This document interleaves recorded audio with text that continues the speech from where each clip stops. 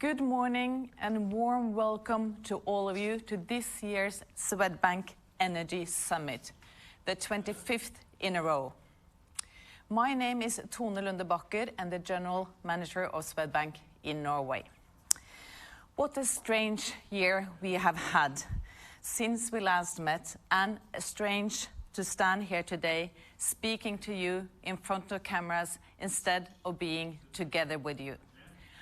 I hope you are very comfortable wherever you are, because we plan to spend some very interesting and inspiring couple of hours with you here today. We have approximately 880 participants today, a new record, so thank you all for joining us to this conference today. We have over the last years talked a lot about the energy transition and the energy markets. We have even though we all have our different challenges right now regarding COVID-19 and all the consequences of that, the focus on renewable markets and the transition in the energy market has not slowed down. I would say rather the opposite. The transition in the energy markets is being talked about everywhere, and not at least among the politicians. We closed last year's conference with some really interesting questions that had been discussed during the day, but left unanswered, like, what kind of regulations and policy can we expect going forward? Regarding the energy markets from the EU and the Nordic policy makers.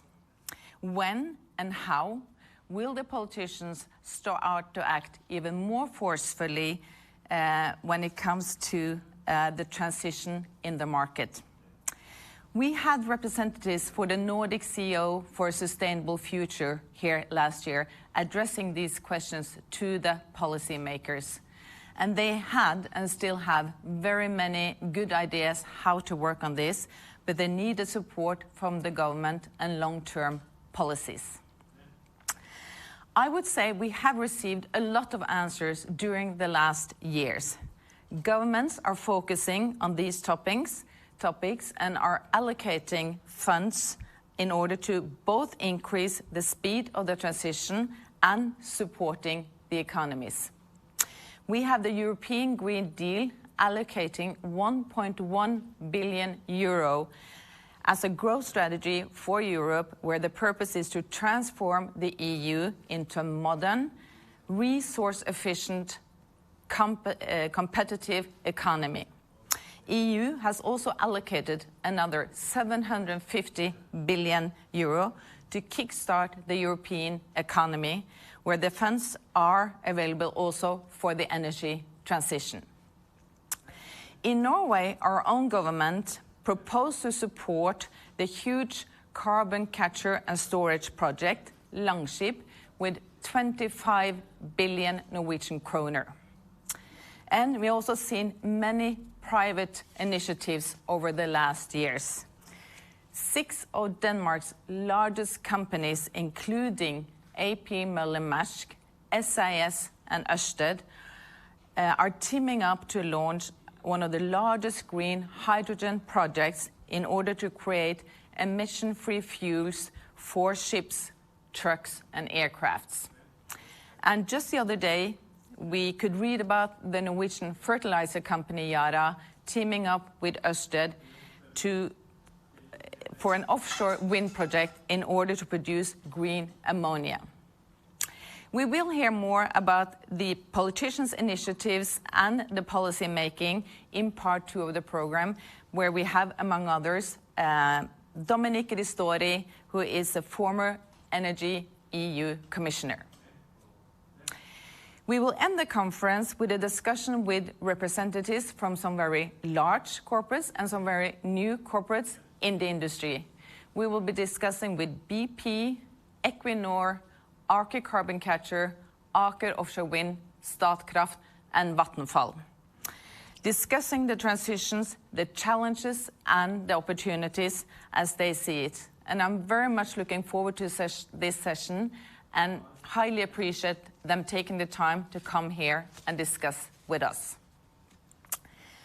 One of the purposes of the Swedbank conference is for Swedbank to facilitate a meeting place between the corporates and the investors. Therefore, last year we also had a business stream where the businesses had the opportunity to present their ideas to the investors. We will not be able to do that this year, but we promise to come back with this format in the next year's program. Swedbank has the capabilities to contribute to the ongoing energy transition with, among others, our ability to facilitate for capital for energy projects, either through green or blue bonds or green equity. 15 billion euros has been issued in green bonds in the Nordic countries so far in 2020. And Swedbank is the largest bank in this segment with a market share of 16%. And this is a position that we are very proud of. And we have been building competence over the last years, earning this position. And it's been a lot of hard work from the very good teams we have in the bank working with this. And it's also appreciation from our customer who appreciate our advising on the green bond framework and also connecting up with the investors.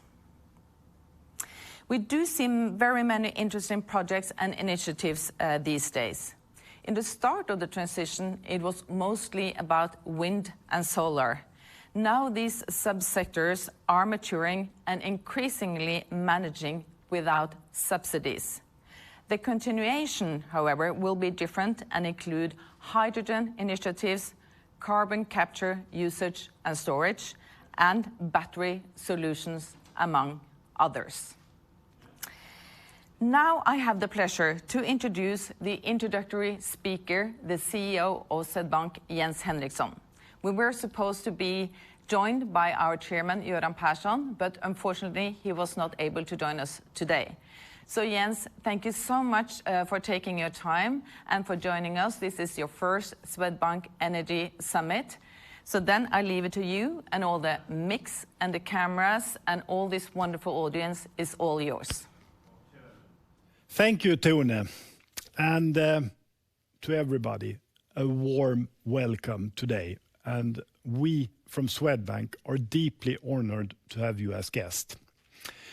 Dear all, right now, the world is busy. Busy fighting Corona, busy saving lives, busy saving our planet. And the pandemic has for sure pushed the sustainable agenda forward. And one could finally say transition is happening for real. We now find ourselves in a truly changing energy landscape. And we, as a bank, stand firm in the middle of this process. We are the enabler for customers, companies, and countries making this change. Our tool are advice, products, and services.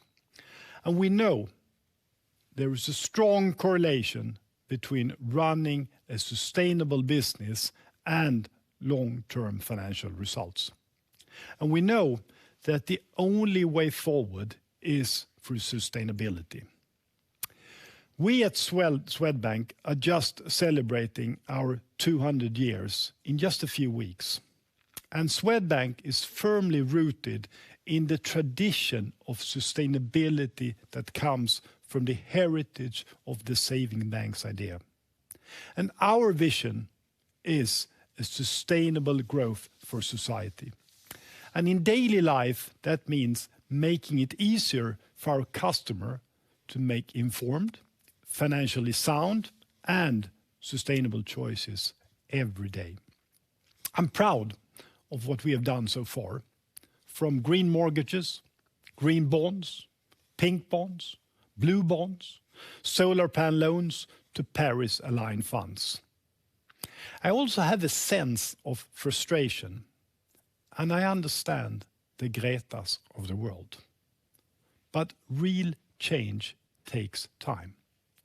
And we need to see even more change happening, more sustainable initiatives, more sustainable entrepreneurship, and I have trust in you that participate here today, because you are the investors, you are the entrepreneurs, you are the stakeholders, you build the future, and you will make that real change continue to happen. And we from Swedbank and my whole team in Oslo, in Gothenburg, in Stockholm, in the Nordic region, we are here to help you succeed. A real change this year is that we're not in Oslo. I stand here in Sundbyberg in Stockholm, and we meet digitally. And I'm very thrilled that the record-breaking 800 of you are registered to follow our 25th anniversary of Swedbank Energy Summit. I welcome you all. I'm sorry that my chairman could not be with us here today, and he sends his very best energy. And I hope to see you in Oslo next year in person. I will meet you all later. Have a great summit and take care, and be careful out there. Back to you, Tone. Thank you very much for those words, Jens, and for joining us. And we will be hearing more from you in the next session. So thank you very much. Now I would like to introduce Michael Liebreich.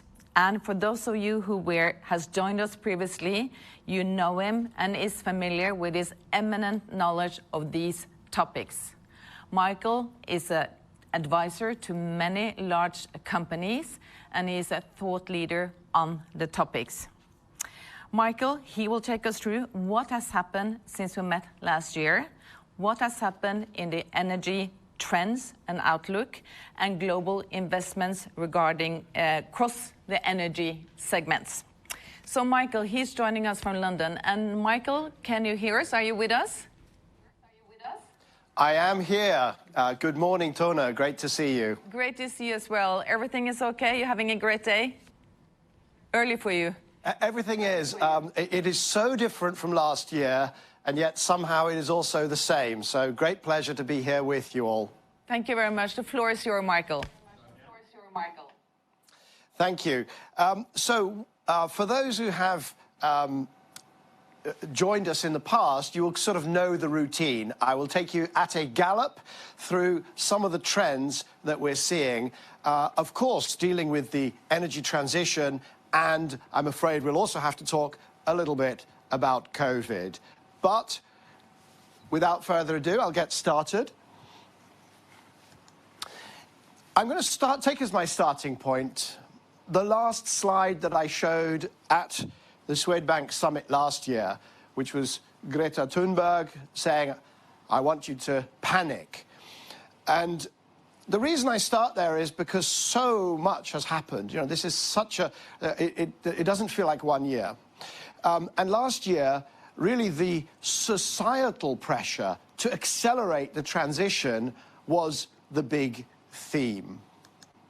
So here you see why this is, of course, we're all familiar. You've got the CO2 emissions that have grown relentlessly. But I want to go to start before COVID by saying that I think we have missed something very important about the trends. I've titled this talk, Peak Emissions Are Closer Than You Think, and here's why. If you focus on that last 6-year period, then what you actually see is that emissions grew, which is unacceptable, we know, but they only grew by 3%, whilst GDP grew by 23%. So what we're seeing is a divergence between the growth of the economy and the growth in emissions. And looking at what happens into the future, because of the trends that we've talked about over the last few years at these summits and elsewhere, what I was saying by the end of 2019 already was that we're likely to see peak emissions before 2030. Now, I wasn't saying that emissions would go down by anything like the amount that is needed. Right? They need to go down by 25% by 2030 to hit 2 degrees. They need to go down by 50% to keep to 1.5 degrees. And that was my best estimate, that we'd see a drop of maybe 5, maybe 10%. But of course, what happened next was COVID. The best estimate by the International Energy Agency is that we're going to see a drop full year of somewhere around 8%. And of course, one of the big questions that is going to run through today like a leitmotif is, will they bounce back, as they did after the great financial crisis, to a higher level than before COVID, or will there be structural change? Another leitmotif, of course, is the Green Deal, green stimulus, and where that will leave us. Now, last year, for those that were with us, I talked about this 3/3 world, dramatic changes, 1/3 of electricity to be from wind and solar, 1/3 of vehicles to be electric, the economy to be 1/3 more energy productive by 2040. And those are the drivers behind that peak in emissions. We also looked at the investments. 1/3 of a trillion, just over 1/3 of a trillion per year, already for 8 years we talked about. And this year I can report that that trend continued. Similar scale of investment, $360 billion per year in US dollars, but more and more renewable energy being added to the grid. And in the Nordic region, we saw that investment has been growing over the long term. The last column is just half a year, 2020, the first half of this year, and we can see mainly investment in wind energy. Now, part of the driver why we were getting more renewables capacity for the same amount of investment, as we saw last year, was these very low costs of renewable energy capacity. Where has that gone? If I update you, you see broadly similar. Solar has become a little bit cheaper, but onshore wind and solar, very, very cheap. Offshore wind, affordable, competitive with wholesale prices. So where we find ourselves this year is in a world where renewable electricity is unequivocally the cheapest form of new power generating capacity for about 2/3 of the world's population. There is now no debate about that. It's just a question of whether the grid anywhere in the world can accept that incoming variable electricity. And as soon as it can, that is what you build. Where has that taken us? Well, 20 years ago, you see that little green line down there at the bottom? That is non-hydro renewables. So it's wind, solar, and geothermal, a few other things. 20 years ago, 1%, 10 years ago, 3%, and 11% in 2019. And remember, this is before COVID. So you can see that acceleration of renewable electricity. But we must unfortunately also remember that electricity only accounts for about 20% of final energy. There's a lot more to the world than just electricity. So the accelerating trend in transformation has to be replicated out into other sectors. Electrification of transport. We've also looked at in past years. The trends continue. There you can see passenger vehicles on the left, buses, commercial vehicles in the middle, and 2- and 3-wheelers on the right. Not to the same scale, but all displaying the same upward trends. And we reached the point this year where Tesla has a market cap of $400 billion. Is that the right market cap? I don't know. That's not my business. But what I will point out is this. The electrification trend is so powerful and so obvious that Tesla's market cap now equals the market cap of those companies there, including Daimler, BMW, VW, Ford, GM. There is now no doubt, because those companies too are moving the electrification direction. They have almost all stopped developing internal combustion platforms at all and devoted their efforts exclusively to electrification. In longer distance vehicles, in trucks, some of them are still flirting with hydrogen and fuel cells, but the electrification game in anything that is shorter distance, urban, up to 200 or 300 miles, has been won. This is a chart I also showed last year. I showed how the forecasts for oil, the oil market, the volume of oil globally, those forecasts, how they had developed over time. The received wisdom has always been that there will be perennial growth forever. Before 2000, it was very rapid growth, and then over time, those forecasts have come down. But the received wisdom was always that the oil industry will continue to grow. And I first challenged that in 2015 with this question, transformation scenario, question mark. Is it possible to envisage a world where oil volumes never go through that magic 100 million barrel a day marker? Well, that is the most recent set of scenarios produced by BP earlier this year. They have three scenarios. They have a business as usual, they have a rapid, and they have a net zero, the green one at the bottom. And what BP is saying is growth in oil is over. Not all of the oil companies or oil analysts agree.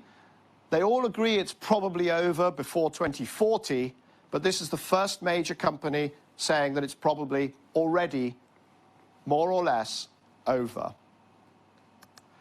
Now, there are other sectors, and as we saw last year, we see, because electricity is only 20%, and then you've got transport, but we really need to see, to deal with climate, we need to see change, rapid change. And Jens talked about his frustration, understanding the frustration at the speed of change in these very difficult sectors across the world.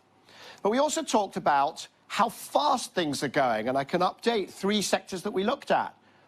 Vehicle sales in Norway, indoor lighting worldwide, electricity in the UK, because what looks slow at an aggregate level, the energy industry is so massive, can conceal very rapid change at the sectoral and geographic level. Vehicle sales in Norway we all love around the world because it's such a dramatic demonstration of how fast things can transform from essentially no vehicles with plugs to more than 80% within a decade. Indoor lighting, LEDs now over 50%, and we'll come back and look in a bit more detail at coal in the UK. But these are very dramatic changes. And I called this the sneeze. When you have these technologies penetrating into markets, it's like a sneeze, waiting for a sneeze. The first 1% takes forever, 1% to 5%. You don't quite know when the big growth, the explosion is going to happen, but you know it's coming, and then suddenly it takes off, just like that little green line that we saw on the earlier chart for non-hydro renewables.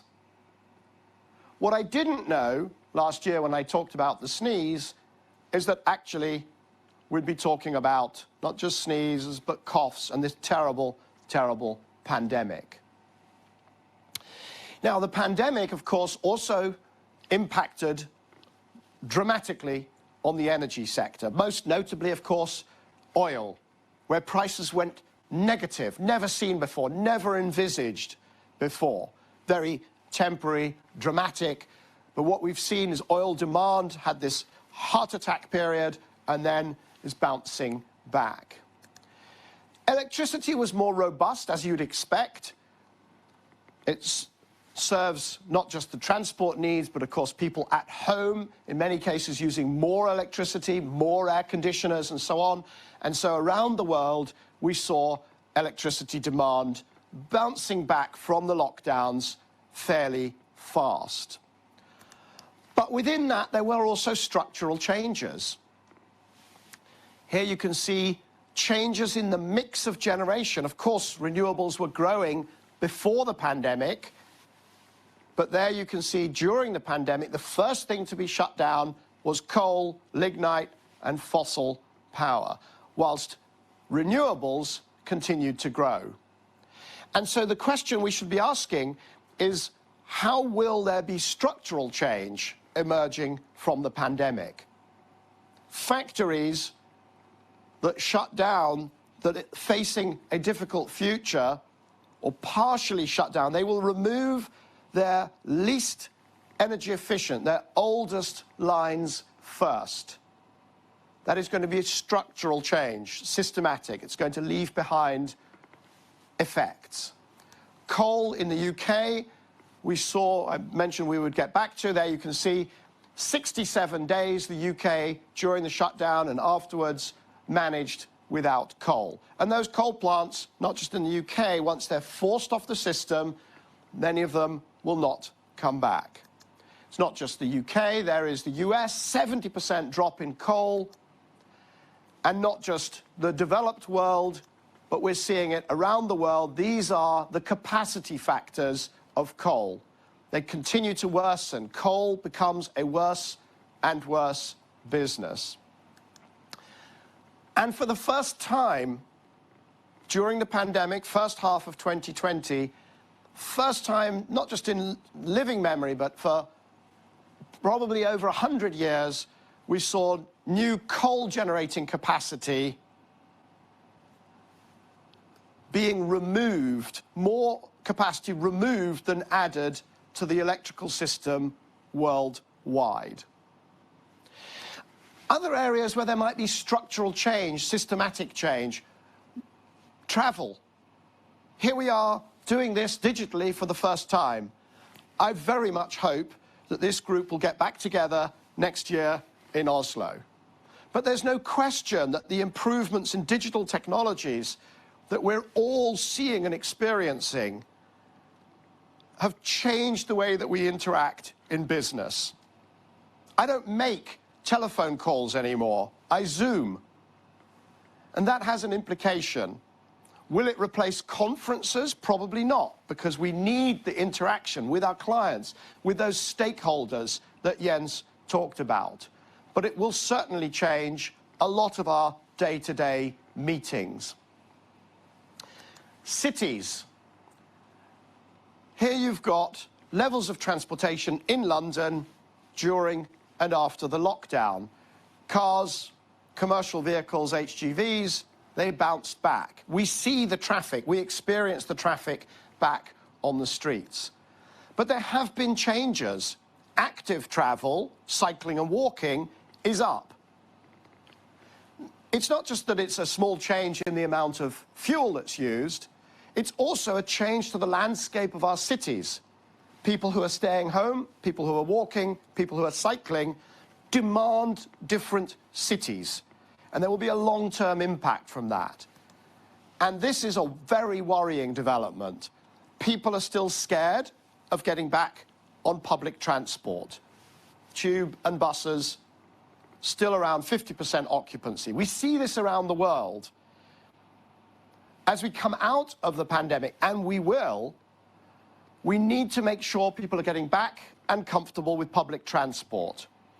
And because public authorities' balance sheets will be so stressed, we need to integrate public and private transport using digital technology in a much smarter way than we have in the past. Green stimulus. Now, I'm not going to go into the EU Green Deal because the next panel and speakers are far more qualified than me to talk about it. But of course, how we build back, whether we bounce back brown or build back better, bounce back brown or build back better, is one of the key questions. But there is something else going on as well. The backdrop to all of this is an increasing level of interest in sustainable finance. Not just interest, but pressure. Around the world, financial authorities, groups of banks, groups of asset owners, insurers, the general public, all of the bodies and organs that provide methodologies, accounting standards, and so on, all of them, without exception, are looking at sustainable finance. The EU taxonomy, the PRI, Principles for Responsible Investment, the TCFD, the Task Force for Climate-Related Disclosure. All of these are relentlessly pushing corporates to disclose and to act on climate. It is a different world to where we were before Paris in 2015, but even before last year. It is starting to move meaningful amounts of money. Here you can see bonds, green loans. Despite COVID, the volumes of issuance have continued, and we're now talking about markets with liquidity that start to be measured in the trillions. Meaningful, serious amounts of liquidity. And it is starting to change corporate behavior. These are the emission targets of the big European oil and gas companies. And they're all trying to figure out how to steer a path between society, which is demanding net zero in Europe, but with US, very dependent on the election, of course, but society is not that far behind, and these trends are picking up speed in Asia as well. So those are the big picture trends that I see, the economic trends buffeting the energy sector, the finance trends that are the backdrop to the panels that we've got here today. And with that, I'd like to hand over, if I might, to our first panel and its moderator, Fredrik Nielsen, who is the head of sustainability at Swedbank. His three speakers will be Dominic Ristori, former Director General for Energy at the EU, and a real expert, as you will see, on the Green Deal. Anders Ygeman, who is the Minister for Energy and Digital Development, so important, as we have seen, for Sweden. And Jens Henriksson, whom we have already met, CEO of Swedbank. Fredrik, the microphone and all the technology is yours. Thank you, Michael, and welcome to Stockholm. We're now in the second phase where we will have a policy panel that will talk about the changing energy landscape on the basis, on the leadership position that EU is taking in the EU Green Deal and the recovery package. With us here today, I put my warm welcome to Mr. Dominic Ristori, the former Director General of the Directorate Energy within the European Commission. Welcome, Mr. Ristori. Very pleased to join you.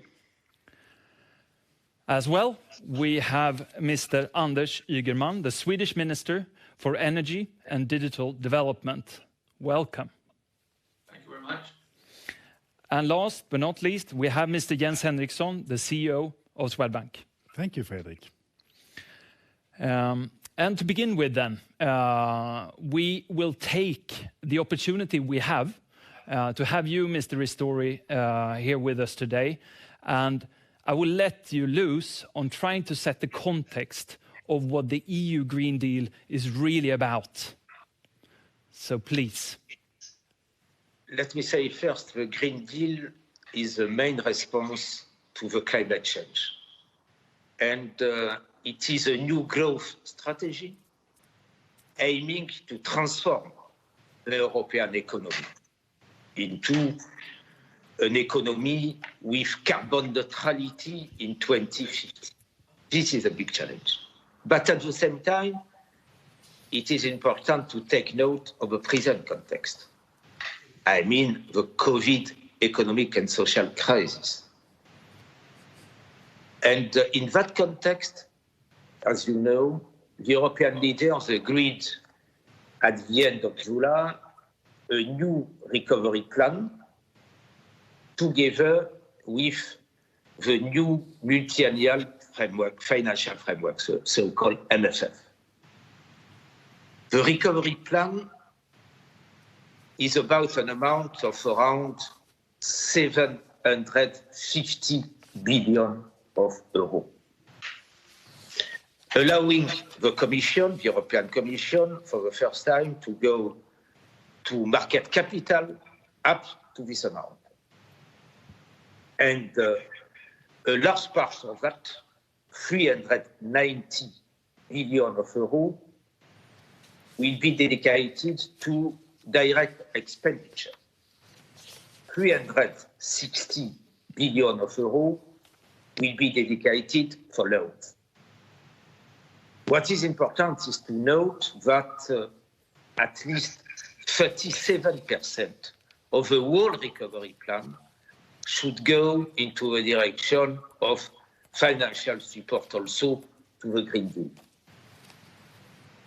And we are speaking now about, as you can see, an acceleration of things in order to organize the relaunch of the European economy in a context of a green economy. And we are not speaking only about energy sector. We are speaking about all sectors of European society and economy. I mean energy, industry, transport, agriculture, etc.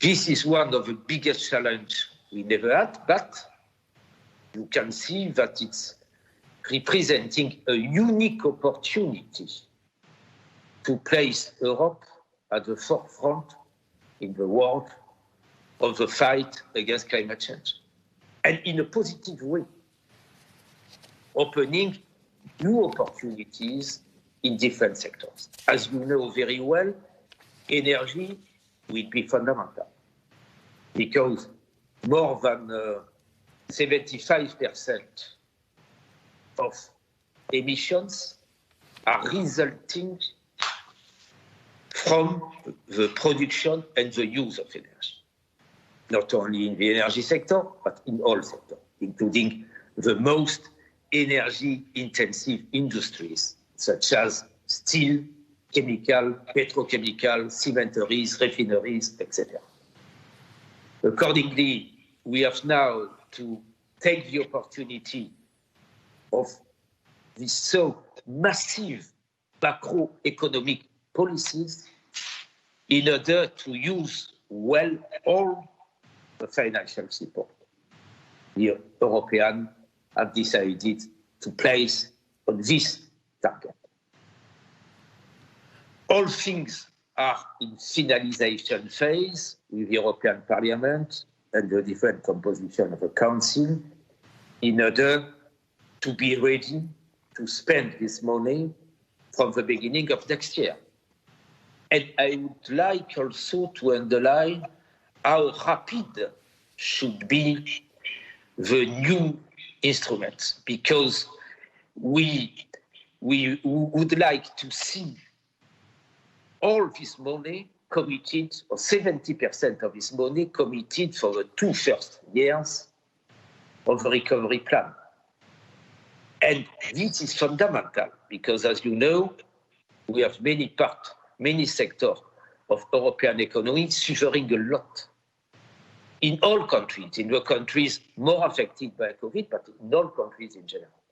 Accordingly, it will be extremely important to see all actors, of course European institutions, but European government and administration, national government, regional government, and business working together in order to transform this opportunity in a big success for the prosperity of Europe and for all our European citizens. This is the challenge. It is not an easy one because, as you know, carbon neutrality is one of the biggest challenges we never had.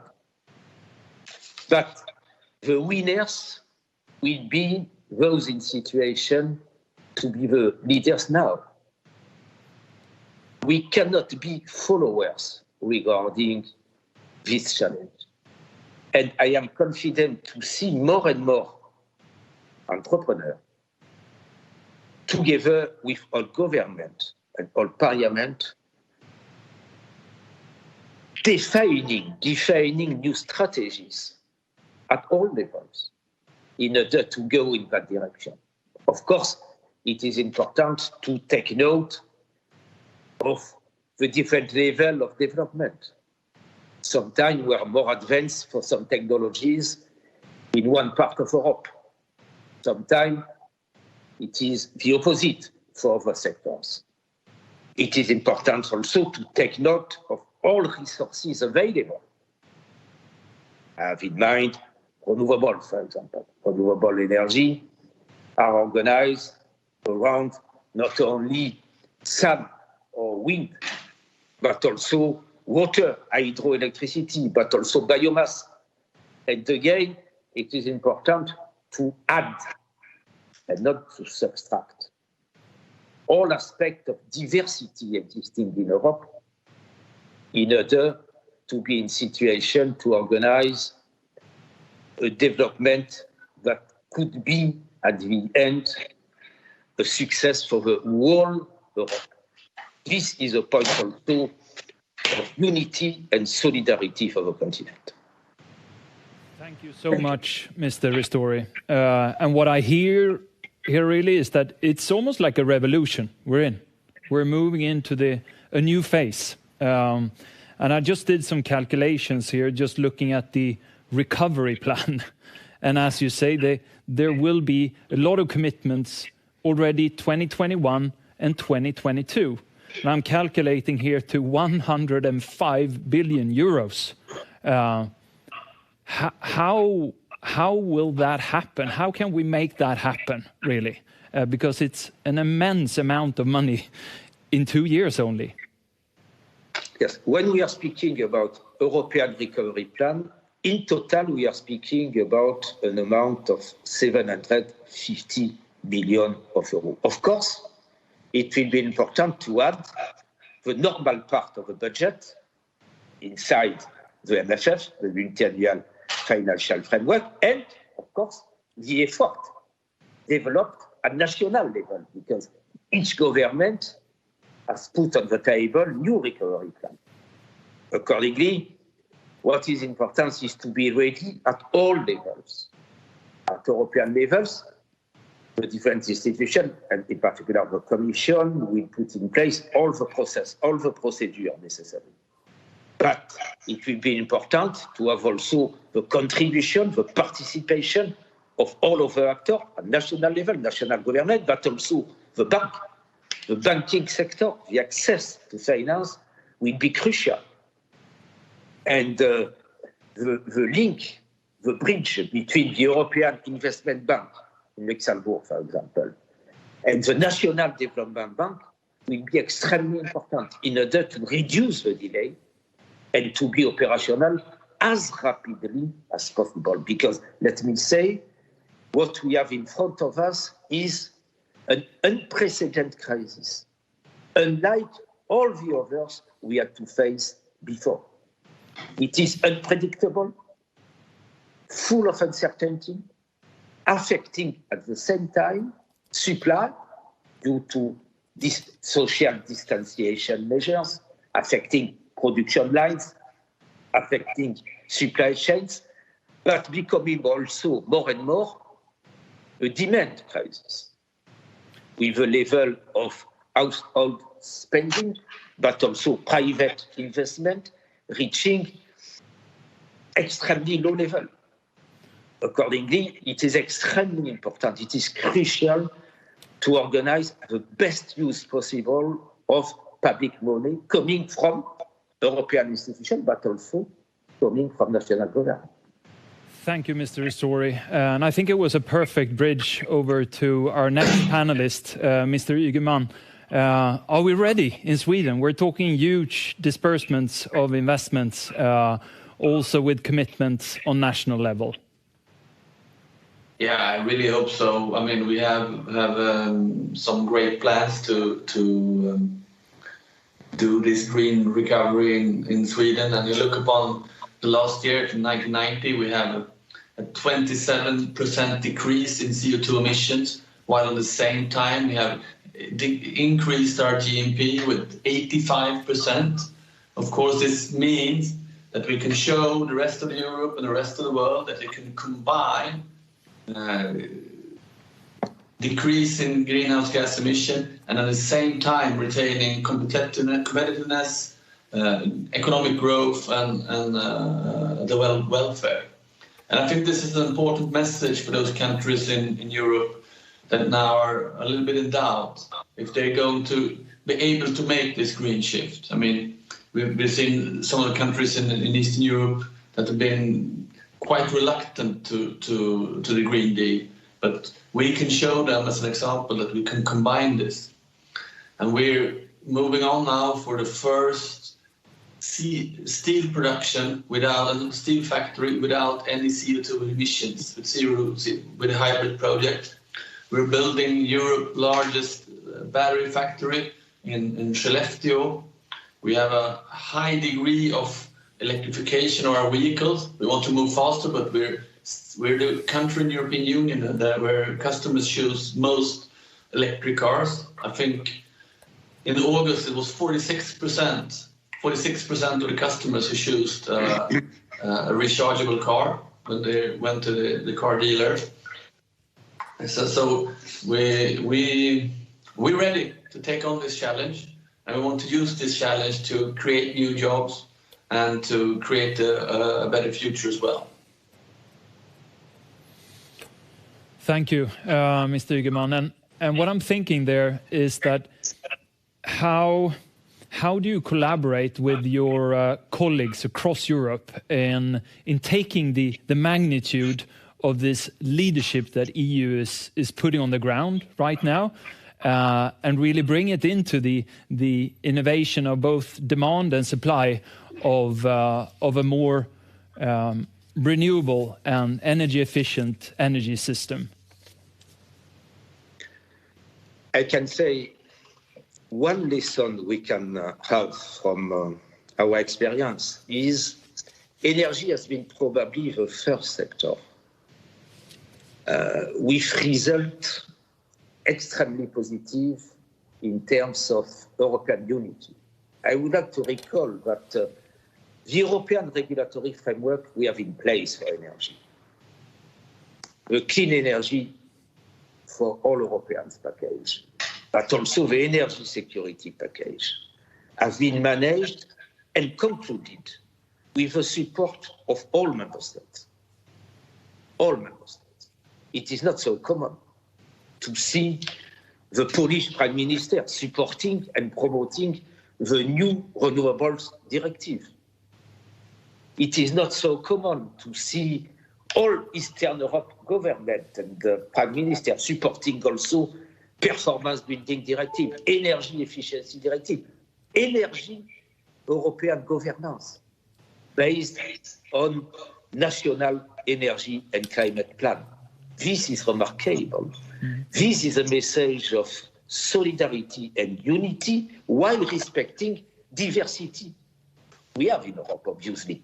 Of course, the situation of Poland, with so many coal still at industrial level, used also domestically, is not exactly the same you could have in Sweden. But what is important is to take the right measures, including, for example, for the just transition, in order to help coal regions to shift more rapidly to clean energy, opening new activities.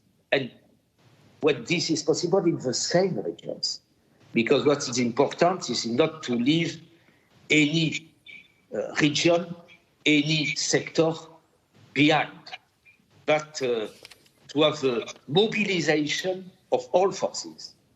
When I was many times in the most important coal regions in Poland, for example, in Katowice, I was very comforted to see the mobilization of all municipalities in support to energy transition.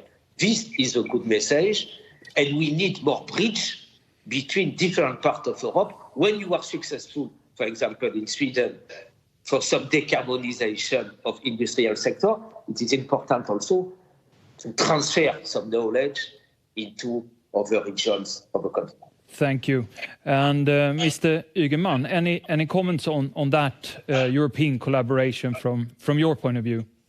I think I agree, we have a great European collaboration, and we have been able to put many plans to practice.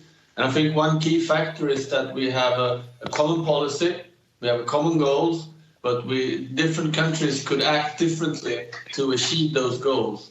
So you could have solutions that are fit for each country and make the most cost-efficient change in respective of countries. It's not a one-size-fits-all, but one goal fits all, and then the solution has to come after. I think that is a success that we have to keep working with, so we don't fall in the pit of trying to regulate how any country should do their thing. Just say you should do the thing, you do it in your own way, with your own energy mix and your own policies. And so to bring you back as well to Sweden and to the Nordic region, what are the key opportunities that you see that this part of the world could really advance in with the EU Green Deal and the recovery package in the backpack? I hope that we will still be the first mover in terms of electrification. I already mentioned the biggest battery plant in Europe being manufactured in Sweden, and steel production without CO2 emissions, also one key factor. And of course, I hope that we can export technology, but I also hope that we could import workplaces to Sweden. We have a highly competitive energy price. We have almost zero emission of greenhouse gases from our energy production. I think we're up at 98 or 99% to this date. Of course, we want to lead this development, and to gain economically of this being a forerunner in this perspective. Thank you. Coming over to Mr. Henriksson, what I hear is massive investments. I hear about this is a competitive agenda, and we're seeing export opportunities and growth, but also uncertainty. Given your background and role here within Swedbank, how can the financial system enable this massive change? Well, let me first say that I think Mr. Ristori and Minister Ygeman sort of phrased it very good. It's a unique opportunity, and we are building a new green Europe. And when I tend to sort of what part can we play as both as banks and as a part of the financial system, I tend to think that, well, I'm sorry to be theoretical, but I always think about the labor market, the product market, and the financial market. And the financial market and the financial system is as simple as allocating savings to investments while at the same time managing the risk that follow. And I'm sorry to downplay what we do, but in the end, we are just intermediaries. We funnel money from one place to another. The good thing is that it's important, I think, as Mr. Ristori said, and is that what we've found is that when we sort of lend out money to sustainable business, we get better money back. And that's an important part, because if the business is not sustainable, we will not have long-term financial results for that. So what we do is to sort of, a lot of people deposit money with us. We can go out and finance ourselves on the market, and then we can use those money to give sustainable improvement loans to existing companies that are in a brown part of the economy and wants to move a green part. We can also help these companies by issuing green bonds, blue bonds, pink bonds, and I don't know what color bonds, and we can do green equity. And we have some great people, advisors in Oslo, in Gothenburg, in Stockholm, in Västerås, in Estonia, in Tallinn, and so on. We know this landscape, and we are willing to help Mr. Ygeman and sort of the other ministers and Europe to transform to a better Europe. Thank you. And what I hear then is that, yes, it's about protecting the value of our pensions, really, in the end. Yes, but it's about protecting our pensions. It's about helping, enabling a better world. And to be honest, it's also about when you and I sit with our daughters and have dinner in the evening, to look them in the eyes and say, our idea and why I go to work is to help to make a society that is sustainable. And the good thing is that Swedbank has an origin, which is the Norwegian savings banks has as well, of the savings banks movement. And in the end, it was about sustainability.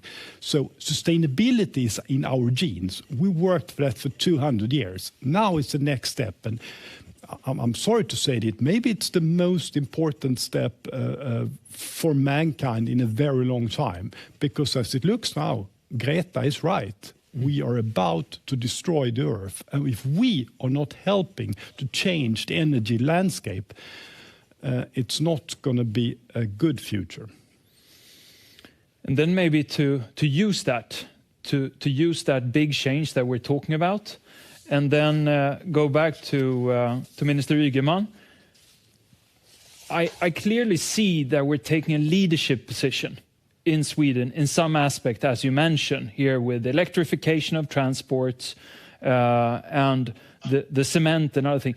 Is it important to be first? I mean, I think in general, I would say yes to that question. Of course, you can't run too fast and be right before everybody else has got it. You know, all through history, there have been lots of examples of people moving too fast also. But we know that this transition is happening. We know we have to be in the forefront of this transition to be competitive. And you can see, I mean, during the COVID crisis, the coal is plummeting. If you see the fossil fuel industry has some great problems, and those are heavily invested in the brown parts, and the fossil parts are going to have a rough ride ahead of them. More and more companies doing this transition, more and more countries are doing this transition, and if you want to be a part of the future, you have to do this transition as well. And Mr. Ristori, on the European perspective as well then, we're seeing that Europe taking a leadership position here. But what about the other regions? What are the necessary partnerships that Europe need to convey in order to succeed with the Greta agenda or findings? You know, we are facing not only a regional challenge, but we are facing a global one. And accordingly, it will be important to develop partnership all around the world. All around the world. Of course, with a continent more close to Europe, I mean Africa, because this continent will be subject to a big increase in terms of population. Demography will explode. The continent will reach more than 2 billion, probably 2.5 billion inhabitants by 2050. Accordingly, the European-African partnership will become more important than ever, because it will be important to present also a model to African partners to support them in order to build a green economy, and possibly in partnership with European companies and banks. At the same time, we will have also to cooperate with America. In America, largely beyond some political aspect, we have many entrepreneurs already shifting to the green economy, with rapid development of renewables, rapid development of new technologies too. But this is also valid for Asia. Asia is representing one of the major challenges, because they are using a lot of coal still in India or in China. And you know, in the context of international partnership, in the context of international fora, but also in the context of bilateral cooperation.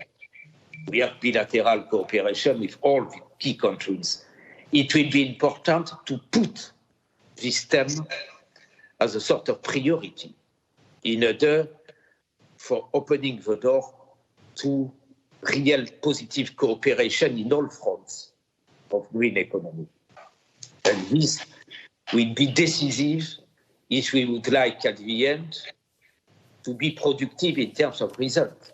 The point is not only to reduce emission in Europe. The challenge will be to reduce emission at international level. And also in the countries polluting the more. And for that, developing the new technologies in order to reduce first and then to eliminate emissions will be absolutely crucial. And this should be part of our dialogue with all our key partners. Yeah.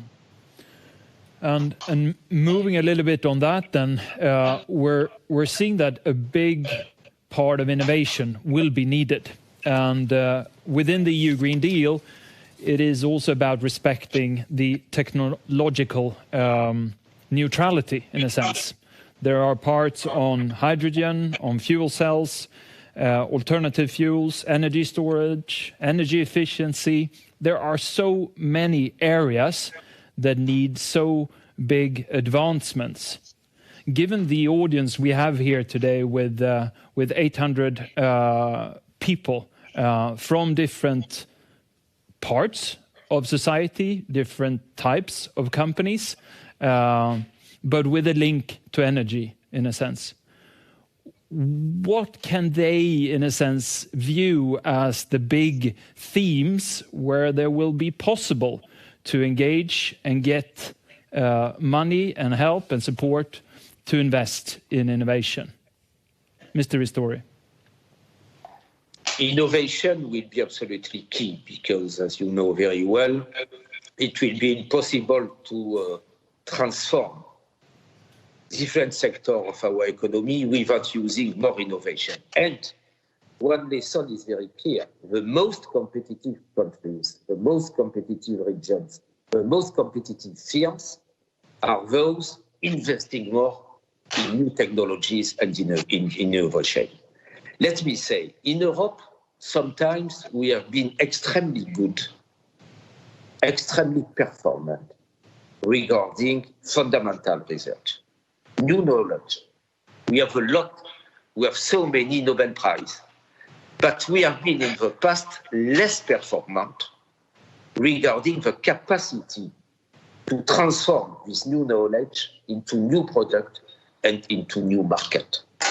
This is precisely why innovation should be at the heart of our priorities, and we should put in place all process, all procedure, all new bridge between private sector and public sector, universities and companies, in order to be more productive. This is evident when we are thinking and speaking and acting regarding hydrogen.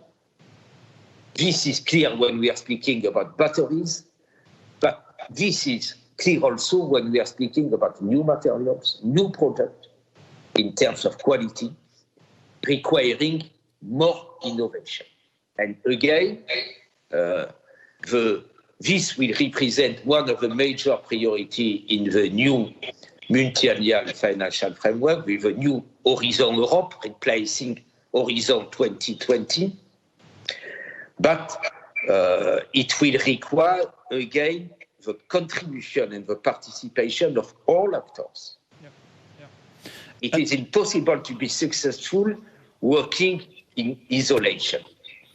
And on that theme, over to Minister Ygeman then, you raised the good example of Hybrit in Sweden. And there it's a long-term investment in constructing that steel that will be fossil-free. What do you think were the key components that managed to get this rolling, that ambition? What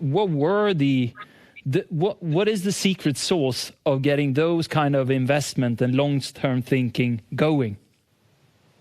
I think the main factor is the CO2 pricing, and that you know that you're going to pay the price of CO2 emission and it will rise over time. And you see that the price of the different techniques, capping emissions, even if it's hybrid or batteries, is going the other way around. You see the X when this technology is profitable and competitive quite near in the future. And you know that this is the way the world is going. And then you are ready to do the investments that you need to do to get your business to be prosperous in the future as well. If they didn't think that there will be the CO2 prices for real and it wouldn't develop over time, then I think the investments will be in other places, in other sectors. You have to have the climate with us, but we also have to have the economic drivers.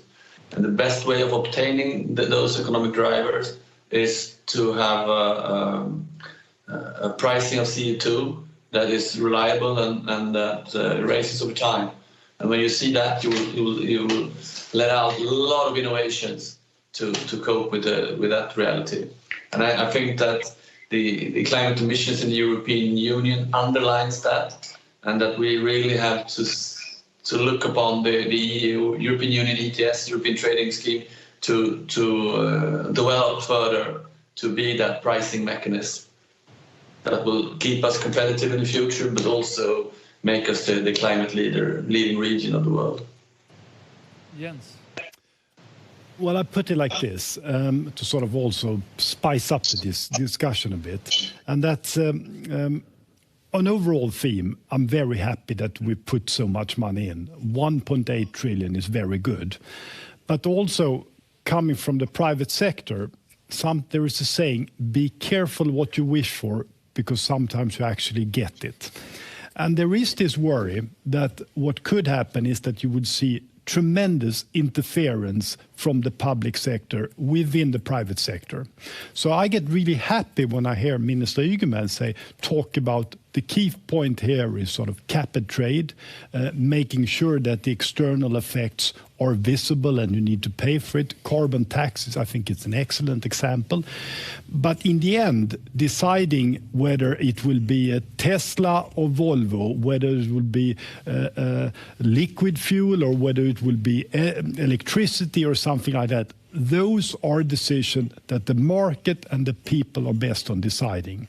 So give us the framework, make sure that we get a good way, sort of how we can handle this, then the private sector will take the lead. And when I talk with my American friends, don't forget that it's big business in the US who is leading, in many ways, the transformation against carbon neutrality. It's not the political system. That's an interesting thought. totally agree with you, Mr. Hendricks. And one thing, though, is that we have to keep in mind that there's also some structures needed to do that change. Yes. If we want a new fuel, for example, we need to have infrastructure for that fuel, not only in one country, but throughout the continent. And there, at some point, you have to have political decisions as well on what fuels or fueling that will be competitive. I really agree that the market should play the first role, but there's a political role as well, because otherwise it could be the second best or third best option that really wins in the end. Both you and I are probably old enough to remember VHS and Betamax and which one was really the best video system. I still use it. Oh! Just kidding. So I think there are some lessons to be learned there as well. And then on the basis of EU ETS and how that will develop and play a vital part in pricing carbon, we have also seen a carbon border tax starting to be designed. What is the expected impact of that? Who want to go first? I can go first. I mean, I think if it's WTO compatible, I think it could be a great driver because it sends two signals. First, it sends the signal to European industries that they don't have to have unfair competition from other continents that don't pay the price for the CO2 emissions. And it sends a clear signal to those other regions that if you pay the price for the CO2 emission, we will have free trade. And you can compete with European industries totally freely, and the best technique will win. And you can actually use the money, instead of paying carbon tax or carbon mechanism, or whatever it will be called, to Europe, you can use this money to invest in green change in your own region. And I think there's just the main thought about it. But we really have to look out, so it's not just become a trade instrument or a trade war ignition of it, because that's not the aim. The aim is to do good in terms of the climate, and it should not be a Trojan horse for a trade war or something like that. I fully agree with that, with what the Minister said. What is important is to fight unfair competition. As you know very well all, we have an international competition. And it would be completely unfair to place our companies developing a lot of efforts for decarbonization confronted to unfair import. This is the main scope of the future new European carbon tax at external border. And this would be a good complement, I can say, to our European system. The TS has been subject to reform. This was necessary, because as you know very well, during a very long period, all the major results achieved in the front of reducing emission was the addition of measures decided in the front of energy efficiency and clean energy, renewables, etc. Thank you. Because the price of carbon was too low. Now we are reaching a more realistic level, and we can hope that the addition of a more performant ETS and an European carbon tax on the frontier will be extremely performant. We can conclude we're coming to the end of this session. The momentum is high in the policy space. We can conclude that. And there's a clear linkage between what is sustainable is also long-term beneficial for the economy and the development of society. But I still want to give you the chance in the end here. The next panel, we will have some of the leading Nordic companies like Vattenfall, Aker, Equinor, Statkraft. What would you like them to do tomorrow, next week?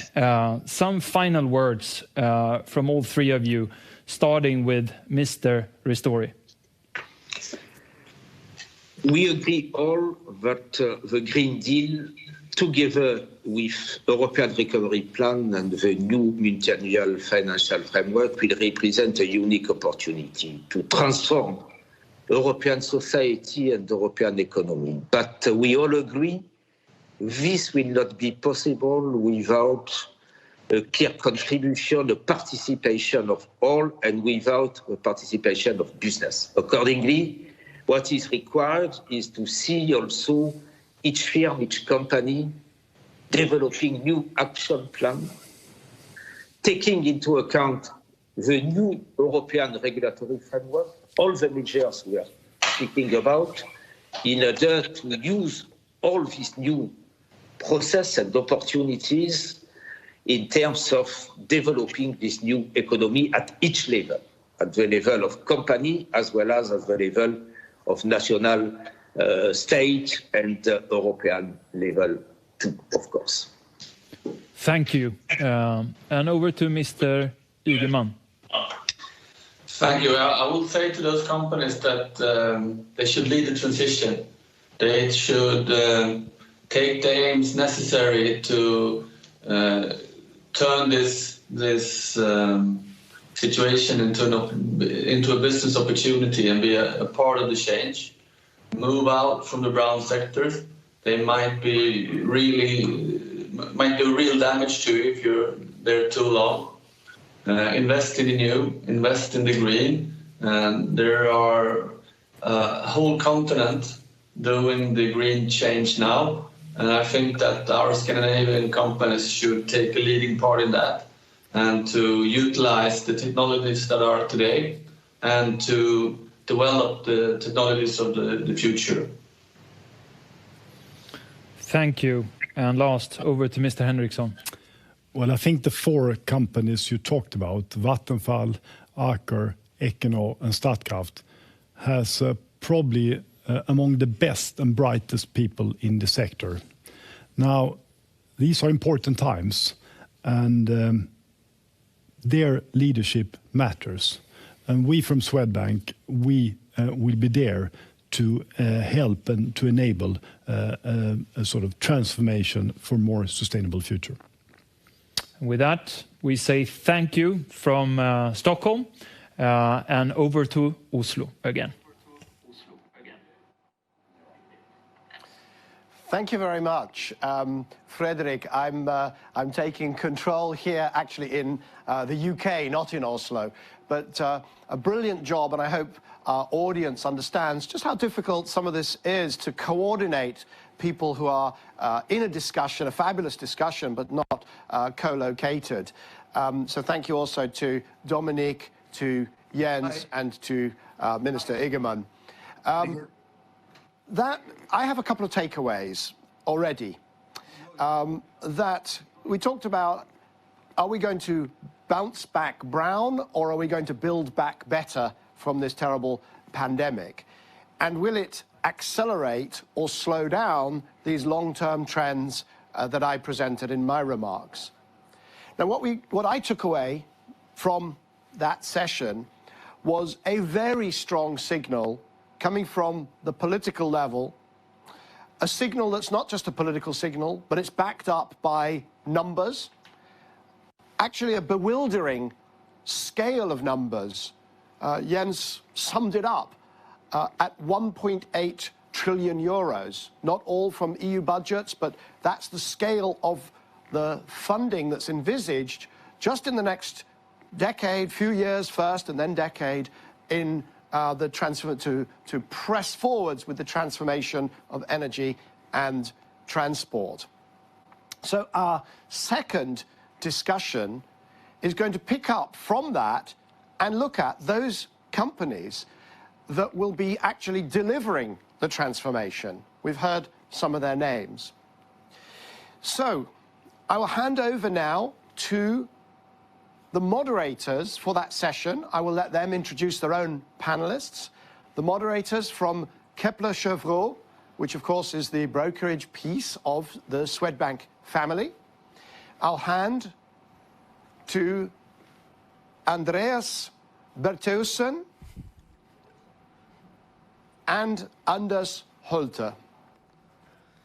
Andreas, Anders, the floor, the technology is yours. Thank you, Michael. And I do hope that technology is with us today. Dev, you're a bit late here incoming, so I hope your sound is okay. I can already tell it's not, so hopefully our technology team will be on it. Anyways, Andreas Bertheussen and myself, as Michael mentioned, we are from Kepler Cheuvreux, and we're here to take you through the panel debate of Swedbank's Energy Summit for 2020. This year we are live in video and not live in person as we would like, but the show must go on and so must the transition, which is the topic for discussion here today. Our panel here today consists of Equinor, BP, Vattenfall, Statkraft, Aker Offshore Wind and Aker Carbon Capture, and we hope that they will engage in a good debate over the next hour or so. And this panel debate will be split into 3 main parts. And although we only have just a north of an hour, I hope that we can cover all 3 parts and get a meaningful discussion with our distinguished guests. So with that, I'll hand over to Andreas for part 1. Thank you, Anders. So the first segment, the first part we're going to cover is the role of policy in the energy transition. We're going to look at this, and we're going to continue on the topic of the Green Deal, obviously, but we'll also allow our panelists to kind of introduce their transition strategy. So we'll start off quite easy. We will just ask you to introduce your transition strategy and let us know if there's been any changes in the boardroom discussions on the back of the Green Deal, or China being carbon neutral by 2060, or any policy. And we'll start with the head of Equinor's Marketing, Midstream and Processing, Irene Rummelhoff. Welcome to you. Can you please let us know what Equinor is thinking? Thank you so much, and I'm very happy to be here, even though I couldn't be there physically with you today. You asked about what Equinor is doing with respect to the energy transition, and I think it's hopefully it's clear to most of you that we started that transition many years ago, but that we have accelerated it substantially over the last few years. And as many of you know, we'll have a new CEO coming in a month's time, and he's made it very clear, even though he hasn't said much yet, but that we are going to be an even stronger force in the energy transition. I think to summarize, we're pursuing the transition along 3 routes today.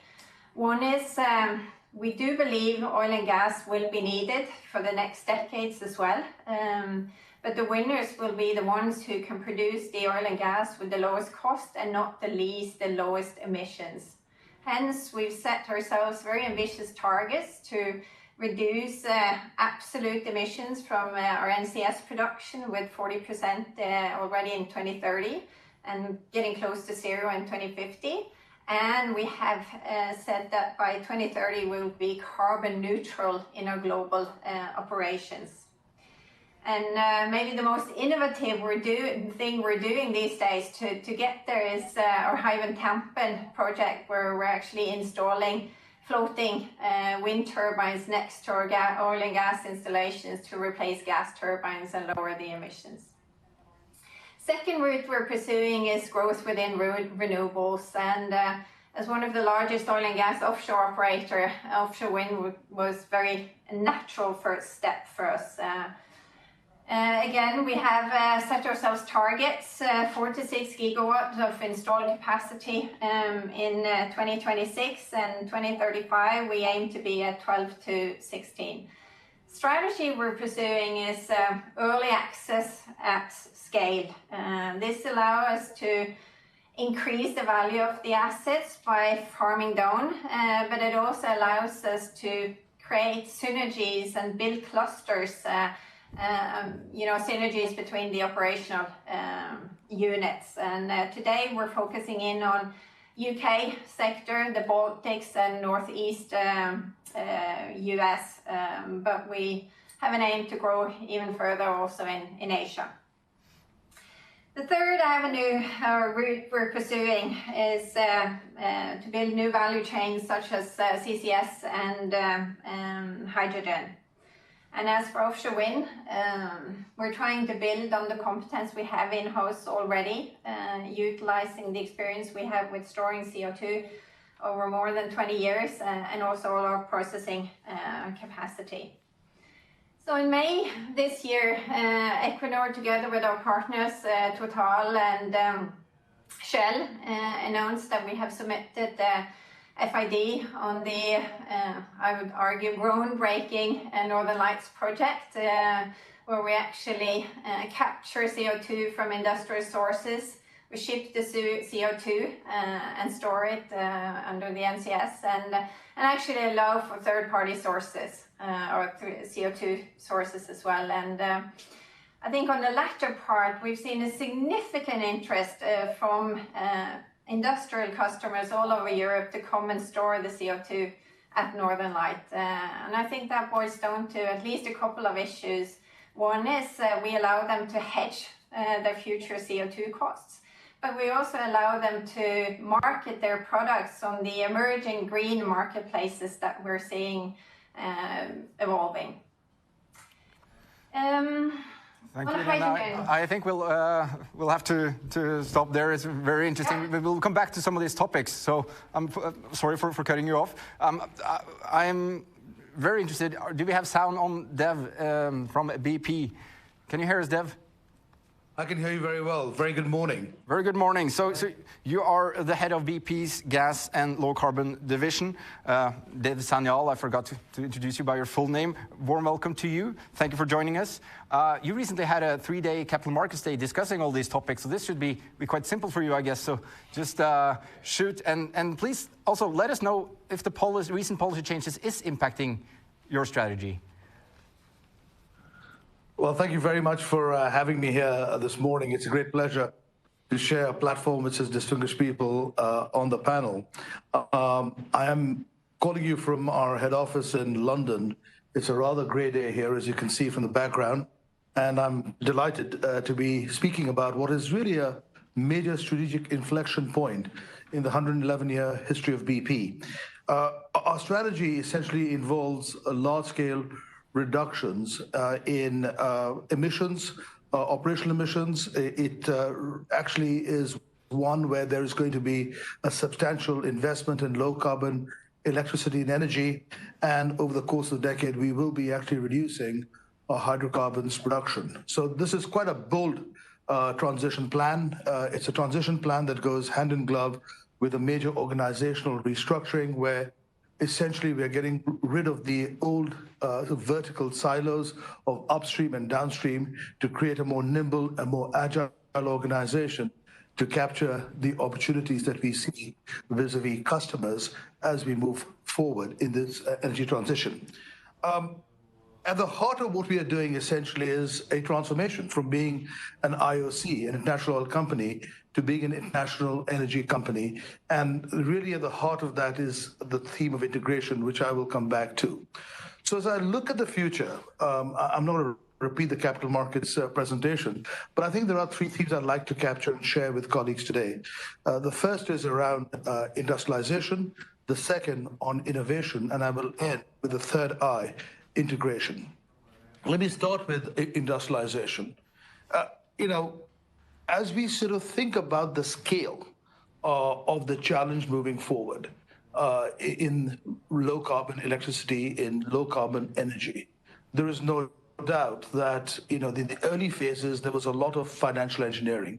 As we move forward, we see a lot more engineering, and we actually think at the heart of this activity is an industrial operation. I think what has been initially a financially led business model is going to become increasingly so a model where industrialization becomes an increasing source of value and differentiation. And this is really about bringing together the project execution capabilities, bringing together the operation efficiency narrative from our existing and traditional businesses. We think there is wide application that can create a new source of value, to create reliability, to create efficiency, and to create effectively a greater revenue stream as a result of operating the system better. We clearly are looking to build out our portfolio quite significantly. We're going to grow our portfolio in terms of renewables 20-fold over the course of this decade, and we're going to increase our investments in the low carbon area tenfold over the course of this decade. And of course, recently we announced a partnership, a strategic partnership with Equinor. So I'm delighted to share the platform with my friend Irene today. This is going to be a very critical part of how we see the future, which is building things better to make sure that we can realize the full value. There is tremendous opportunity. We see this in our bioenergy business, where we're now we've taken the learnings from our refining operations, and we now operate a bioenergy company, which is the world's second largest sustainable bioenergy company, BP Bunge, at 97.8% reliability. We're doing the same thing with our onshore wind business, and we think there's more opportunity as we move forward. Of course, in this context, it is important to recognize that partnerships and complementary partnerships will actually accelerate that ambition.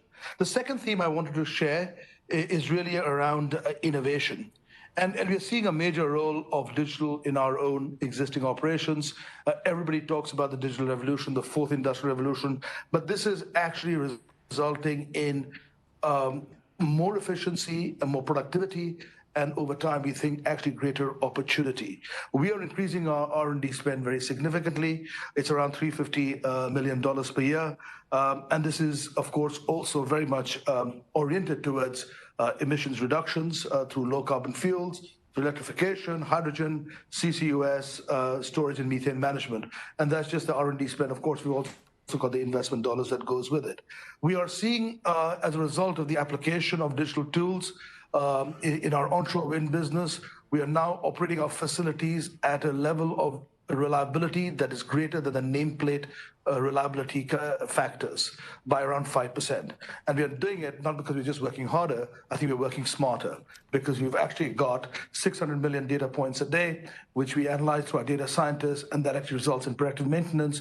It results in more availability and actually smarter management of our resources. And I could give you other examples. Sorry, Dev, it's, obviously we could, you had 3 weeks on this, and obviously we're doing tons of stuff, but we are so short on time that we need to stop there. We'll get back to you to talk more about these topics, but I'm sorry, we have to move to the next panelist. We move on to utilities, and the CEO of Vattenfall, Magnus Hall. Welcome to you. Can you tell us about your transition strategy and the impact of policy, please? Absolutely. Thank you very much for having me here and explain how we see the world. I will start from the situation that Michael Liebreich described earlier with the Greta Thunberg on the first picture. I think this is the biggest question we face for mankind. And of course, we can also see that even though we have a pandemic, and we have made some research on that the question regarding climate change and mitigation of climate change remains the biggest question for the people who have answered our surveys. And I think that's pretty interesting. To us, it really means that we need to be part of that change. Of course, energy is a very important part of fighting climate change. And from our perspective, we have since a few years developed a strategy based around our purpose to power climate smarter living with the aim to make fossil-free living possible within 1 generation. And we really mean that we are going to be there to supply our products in terms of electricity and heat to our customers. When the children who are born today, when they will have their children, we will be there. So it's around 2040, we'll be able to do all those things. And we are looking at, of course, electrification as a huge part of the transition solution. And as a company involved in electricity heavily, both from a customer perspective and from a production perspective, of course, it's natural for us to go down that route. So we want to be a supplier of fossil-free electricity and heat. We want to make sure that we can make our customers use this electricity and heat in a good way, and their transit from the use of fossil fuels into using fossil-free electricity. And we can see business opportunities in that range, which is huge. And we're spending a lot of our investments building more renewables.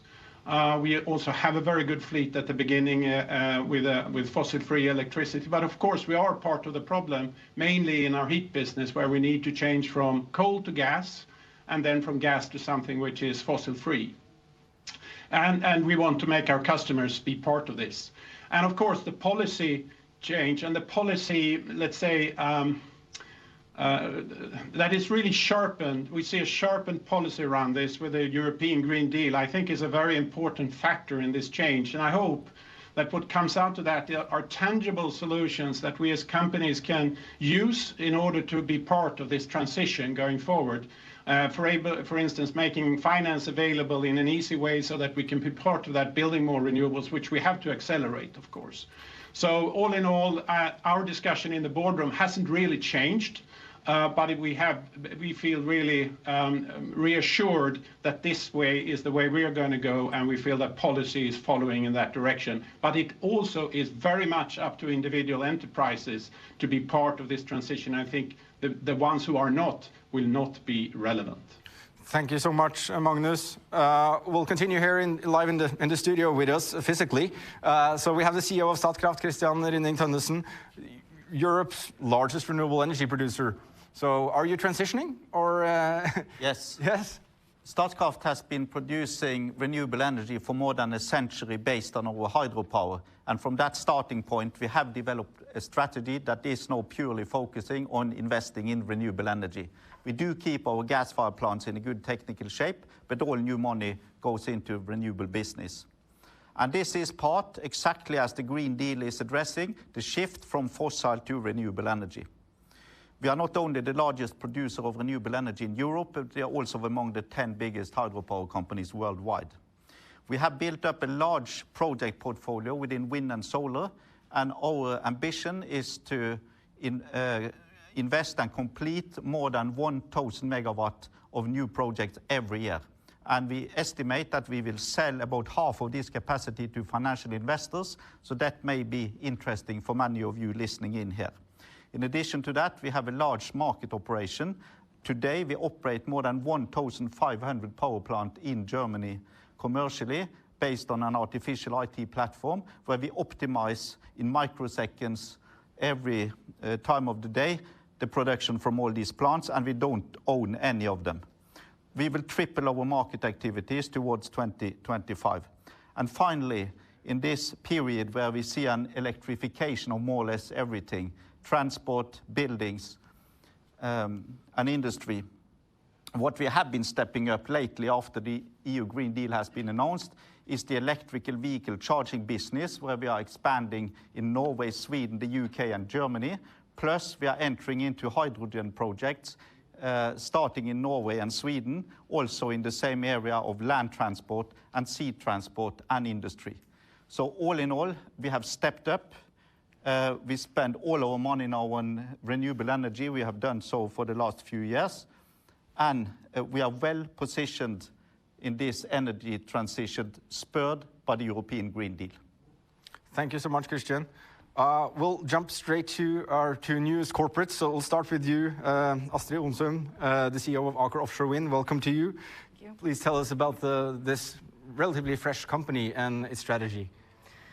Absolutely. And I think to address your question, and there's absolutely no doubt that the EU Green New Deal is inspiring not only governments, but also companies. We see it across the industry at large, and we see it across the world, that governments are stepping up and setting direction, and that industry is pushing, and together we're creating change. So we're also encouraged to see the focus on offshore wind, of course. As Aker Offshore Wind, to see the EU Green New Deal translated to 212 gigawatts of offshore wind only for the North Sea basin by 2050, that's simply remarkable prospects. And ourselves, we are a result of a transition story. You introduced us as new. Yes, it was announced on July 17th that Aker was launching a new company with Aker Horizons, and that Aker Solutions was spinning off two new companies, Aker Offshore Wind and Aker Carbon Capture. And only 5 weeks later, we were listed on the Oslo Stock Exchange, and we've been tremendously grateful for the reception there. I think the obvious transition story here is around competence and capabilities, because what we have built our offshore wind business on is competence and capability that has been developed in Aker over 4 or 5 decades of offshore deep water projects. And that's our focus as a company. We are a pure play offshore wind company focused on developing deep water acreage. And with deep water, of course, in offshore wind, we're talking about 60 meters and deeper, which by oil and gas standards isn't very deep, but it introduces totally new technical solutions. So what we're seeing is that the capabilities that we can bring in as Aker can help de-risk early development and planning, but also execution. And as Dev said, it's now all about industrialization.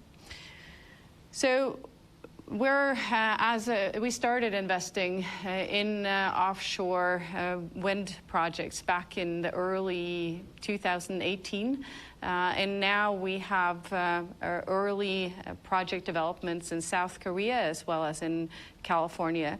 And we're working on prospects in Scotland as well as here in Norway. We're bullish about offshore deep water wind, and that is because we see that 80% of the acreage that is available for offshore wind globally is in deeper waters. And obviously that compares nicely when you see that the wind is normally much better when you get further from shore. There's less conflicts with other stakeholders. You can locate the wind farm in an optimal way to catch the best wind resource. That means that you can produce more energy from the same cost.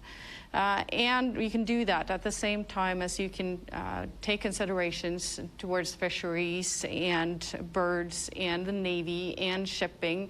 And all of those things are incredibly important for a sustainable industry. On top of that, we see that with floating wind, we can use the biggest turbines in the world and install them at the quayside. So this is something that we're bullish about because we can see that we can drive down the cost and drive up energy production. So all in all, we simply believe that deep water will be the next revolution in renewable energy. Thank you so much, Astrid. We'll jump to the final participant here today. So Aker Carbon Capture, warm welcome to you, CEO Valborg Lundegard. Please tell us about this very exciting company. Yeah, thank you very much. Thanks for inviting me. Good morning, everyone. Like Astrid said, there had been discussion for a long time in the board of Aker, how to use the competence from the oil and gas industry and transition into a greener future. But still, we took the whole market by surprise when we announced this spin-off in the middle of the summer holiday in Norway. But, it's been a fantastic journey so far, well received by the market. We've raised 500 million krona in a private placement process. So we as a company are well positioned now to deliver projects and to continue to develop our technology. The basis, of course, for establishing a pure-play carbon capture company is that we believe in the market. There is a long-term, market view that carbon capture, utilization, and storage is required to meet the Paris Agreement goals. But also, we have experienced a lot of requests from our customer recently. And from April last year to June of this year, our project pipeline increased from 4 to 16 billion Norwegian krone. And then we understood that the regulations, the politics, really are pushing in the direction of this market is moving now. It's a general public sentiment that carbon capture, utilization, and storage, the commercialization, is taking place right now. We have developed our technology over 20 years, and Aker has invested over 450 million kroner in this. We have a number of patented solutions related to our technology, and this is our commercial edge. And we work with a number of different customers. It's in the industry segment, like cement industry, but in the energy segment as well. And it includes fossil fuel, but also waste to energy, And in particular, in Sweden, it's bioenergy plants looking at actually providing negative emissions. So the moment for commercialization is now. And one of the reasons is that we have two major projects now in the pipeline. The first one is related to the newly announced Longship development by the Norwegian government, where, like Irene mentioned, Northern Lights transportation and storage is part of it. But we have a contract with Norcem for providing carbon capture at their cement plant here in Norway. And we also have a contract with Twence in the Netherlands on the waste-to-energy plant, which requires final governmental funding by EU. But we expect both these contracts to start now beginning of next year. So that is why we believe the commercialization is happening now, and we believe in this market. Thank you so much, Valborg, and thank you all. Now everybody has, gotten a little bit temperature up. Now we can move on to kind of discussing a little bit more the more difficult questions, and I'll leave that to you, Anders, to discuss the economics as a driver of transitioning. How are you thinking in terms of economics, Anders? Thank you, Andreas. Well, it's clear that policy has a huge role to play in what we're now seeing from our distinguished panel. Now we're going to dig into more of the financial side and into the economics. And who better to start us off than the two companies who are probably facing the biggest shift in their business plan for decades, Equinor and BP. And we'll start with you, Dev. You have now, over 3 days, announced, like you set out yourself, a very ambitious transitioning plan, how to take BP from an integrated oil company over to an integrated energy company. But I guess what we want to dig into here is just if you could point at one single factor that's driving that transition strategy, like what would it be? Is it that you fear that the cost of emitting greenhouse gases is going to skyrocket?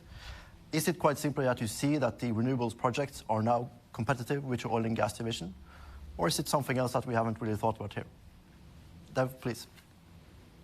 Thank you very much. And I think there are a combination of factors that are actually playing into this. Number one, the economics of low carbon energy are being transformed. And I think this is a very important point, because as we look forward, what we are seeing is business models being developed where the themes of industrialization, innovation, and integration, which is the ability to bring together different forms of energies to create clean, affordable, and firm energy, is actually a very compelling proposition. So we see the economics, number one, as being very much underpinned by those three themes, which is why what we said to the market is we are confident about the returns characteristics of this business as we move forward, because of the ability that we have to basically add value as we build out the electrons and we combine it for customer offers. The second factor that's out there is societal expectations, which is clearly a defining factor. You're seeing policies that are actually enabling this acceleration, and being a part of that means you can actually accelerate the business proposition in a very powerful way. And I think the sort of third and final dimension that I think is quite important as we look at this business is everything is actually moving at a massive pace. So you've got to have a view of the future. When you look at technology, wind turbine efficiency has improved by 225% the last decade. Solar costs have come down by 90%. We've seen capital efficiency in our own renewables portfolio improve 35% in the last 2 years. We spoke about operating efficiency. So I think the reality is the economics are actually very much underpinning the proposition, but there is an accelerant called societal expectations and customer expectations. Thank you. I have to say that's a very solid answer to what has been a very talked about transitioning strategy. And with that, I'd like to bring in the second representative from the oil and gas industry, Irene Rummelhoff. Now, Equinor has for a long time been able to show to a much lower greenhouse gas emission intensity per barrel than its peers. Now, Equinor, you are also moving into the renewable space, and quite firmly so.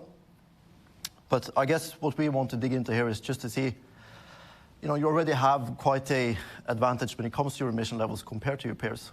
So aren't you kind of, in a way, diluting the competitiveness of your own oil and gas divisions when you're now expanding so heavily into renewables? I think we all need to contribute with whatever we can, because the energy transition is massive. And it will come with penalties, it will come with opportunities, and it will come with incentives.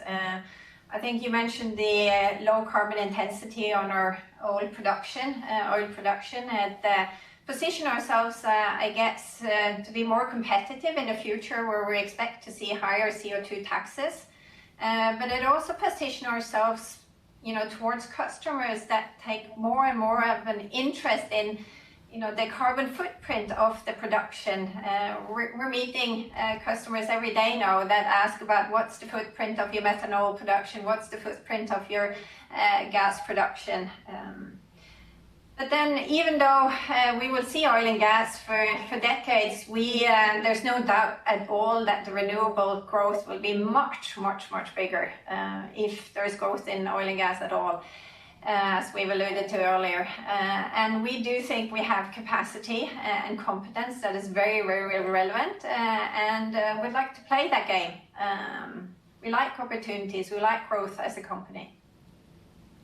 And just as a direct follow-up here, now staying with the low energy intensity in terms of greenhouse gas emissions per barrel, do you feel it offers you, competitive edge, as in it gives you more time to secure a competitive renewables portfolio for the long run? I don't think we see it that way. We need to compete in every area we are participating in. So, we need to be low emissions and low cost on oil and gas, and we need to rapidly build our renewable business because the world needs it. So, it's not competing, it's both. Very good. And with that, we were planning to do a quick fire round of questions to all panelists, but surprise, surprise, we are short on time. So we are going to do the quick fire round for Equinor and BP. So the question, as you already know now, which is something that you have prepared, not quite sure if you're prepared to answer it, but at least we would like to know what you believe is the cost of emitting CO2 by 2030 in the European Union by 2030. And we'll start off with you, Irene. Well, it's anyone's guess. I think it's going to be higher for sure. But as a company, we're using a CO2 tax of $55 per ton in all our investment decisions. So that's where we are today. Mm-hmm. Very good. And Dev? I think similar to Irene, it's difficult to say what the future is going to be, but I think it's fair to say that the direction is one way. And we, of course, apply carbon price to all our projects, as does Equinor. I mean, and we've always done it for the last 2 decades. We continue to do it. And in fact, we're accelerating that as we look forward. So then I'm just going to, Kristian, if you might have just adding in quickly, an interesting price point here is that at around 70 euros per ton or $80 per ton of CO2 pricing, then green hydrogen or emission-free hydrogen, I would assume also maybe from carbon capture hydrogen, can compete with so-called traditional grey hydrogen produced without cleaning the emissions. So on that level, we will see a massive speed up if it comes above $80. I'm going to ask you to hold that thought, because that's precisely where we're heading in a couple of minutes. But I'm now going to assume that the average of the panel thinks that the CO2 price is $55 per ton. And the question then goes to the Aker carbon capture at $55 per ton by 2030. Well, how does that look? What's your business plan? $55 per ton is, of course, linked to the whole value chain. And we do carbon capture, and then companies like Equinor do the transportation and storage. and we don't have full insight into the cost of that. So I just have to speak for the carbon capture part. And I'm quite confident that we will see positive economics turning positive quite soon. We are working very hard to reduce the cost of our plants. If you compare to our modularized standard plants, which we now can deliver, the one I mentioned for Twence in the Netherlands, around 100,000 tons per year, we have reduced the cost of that with 90% since 2012. So there's a big potential for cost reduction, and we will see the same type of cost reduction like we've seen in solar and wind. So economics will turn positive. I'm confident. And with the last then follow-up on this segment, and this again goes to Equinor and BP. If, and now we're just playing with theory here, if Aker Carbon Capture was able to deliver a full-scale carbon capture system at the price of $55 per ton, would that have any impact at all on your transitioning strategy? And we'll start off with you, Irene.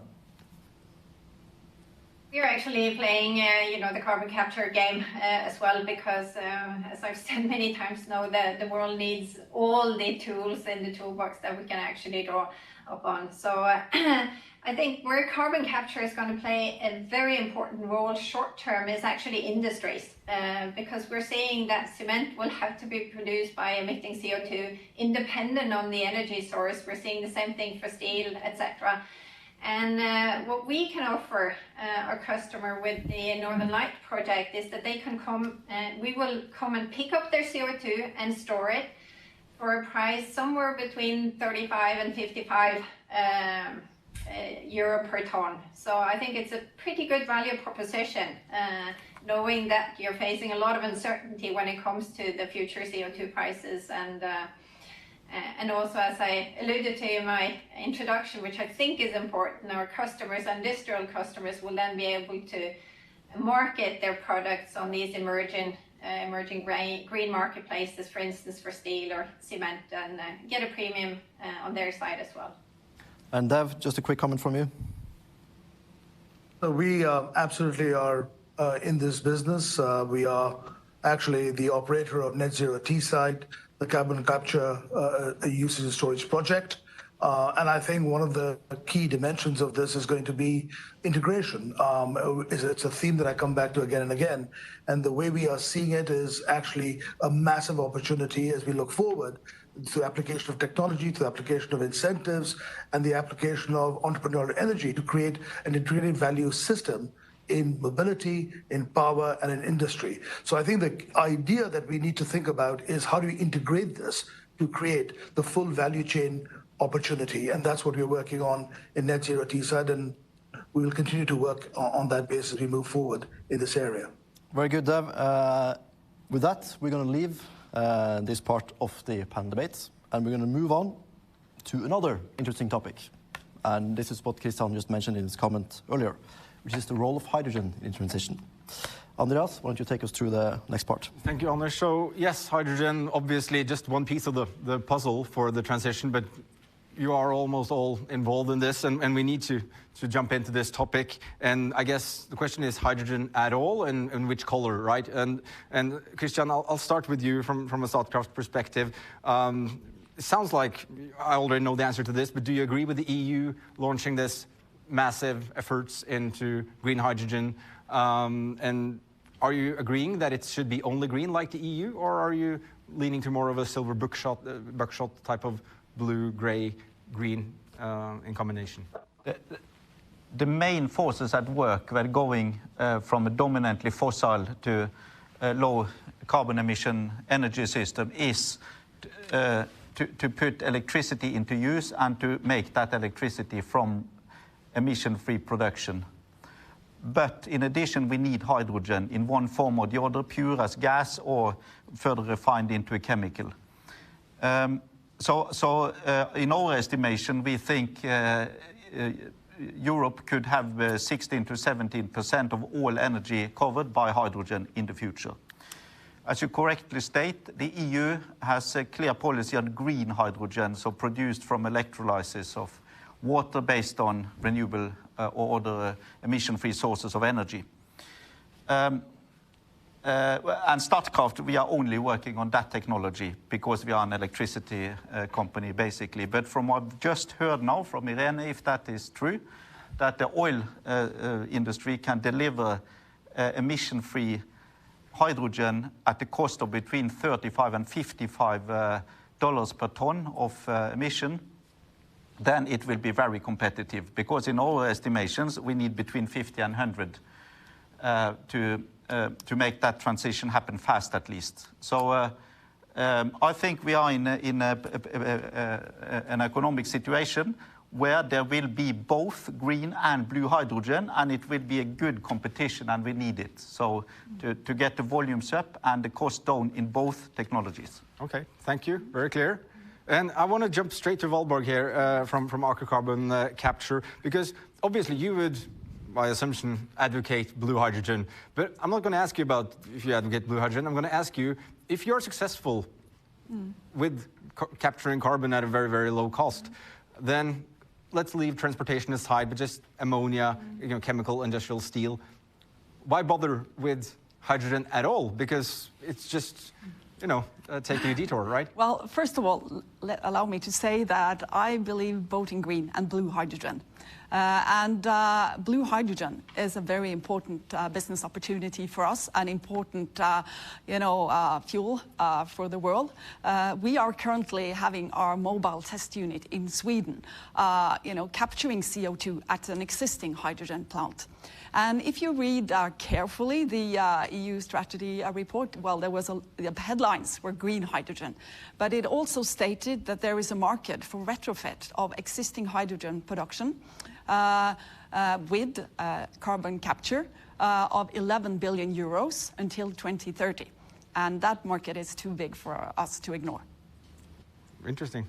That was new to me. It's a very interesting data point. I guess the stock is up now.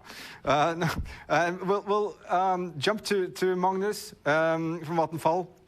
You are, I guess, both in green and blue, but most interesting, getting the most attention is the hybrid project. You're making steel, green steel from, among other things, green hydrogen. I think I heard, I don't know if I heard it wrong, but Irene saying that this is more of a carbon capture area. Do you think that green hydrogen will totally dominate the steel sector, or are there any other sectors you're bullish about in terms of green hydrogen? I think that green hydrogen and hydrogen as such will be increasing, and I think the strategy from the EU and from many operators now is to look into this. I think it's important that we recognize that we need to start with both green and blue hydrogen to make sure that we get the hydrogen part of the whole business working. And then I think over time, as we build out more renewables and more fossil-free electricity, the green part will dominate. And of course, it has to do with both the price for CCS and the price for the cost for CCS and the cost for the ETS to emit. So I think over time, I expect those prices, those costs to go up, and I think we will see more green hydrogen coming into play as time goes. We see a lot of potential uses apart from the steel mills. Of course, you would also say that you could compete with CO2 emissions in steel mills, but to look at the price. But what we can see now in our own project, we see competition now growing, and of course a lot of other operators looking at hydrogen bets. And I think that is a very interesting driver. In the end, I think it will end up with green hydrogen. But we also see cement industry, we see biofuels industry, and I think Irene mentioned one thing I think is extremely important, that the solution for the future is just not one or two. It's a mixture of a lot of different solutions, so I think there will be opportunities to develop a lot of different things, but in the end they will have to be fossil-free. And I think, from my perspective, CCS is there to drive the transition faster. But I think over time we can, of course, we have to phase that out as well, and then rely on fossil-free energy sources to make sure that we have a long-term solution. Thank you, Magnus. Perfect. 30 seconds. I'm going to skip this question to Dev because I know from your outlook you're thinking more 50-50 blue-green. But Irene, do you agree with Magnus here? Is blue hydrogen sort of the hybrid car until EVs are competitive enough to take the whole market, or do you also, like Dev, envision more of a 50-50 market?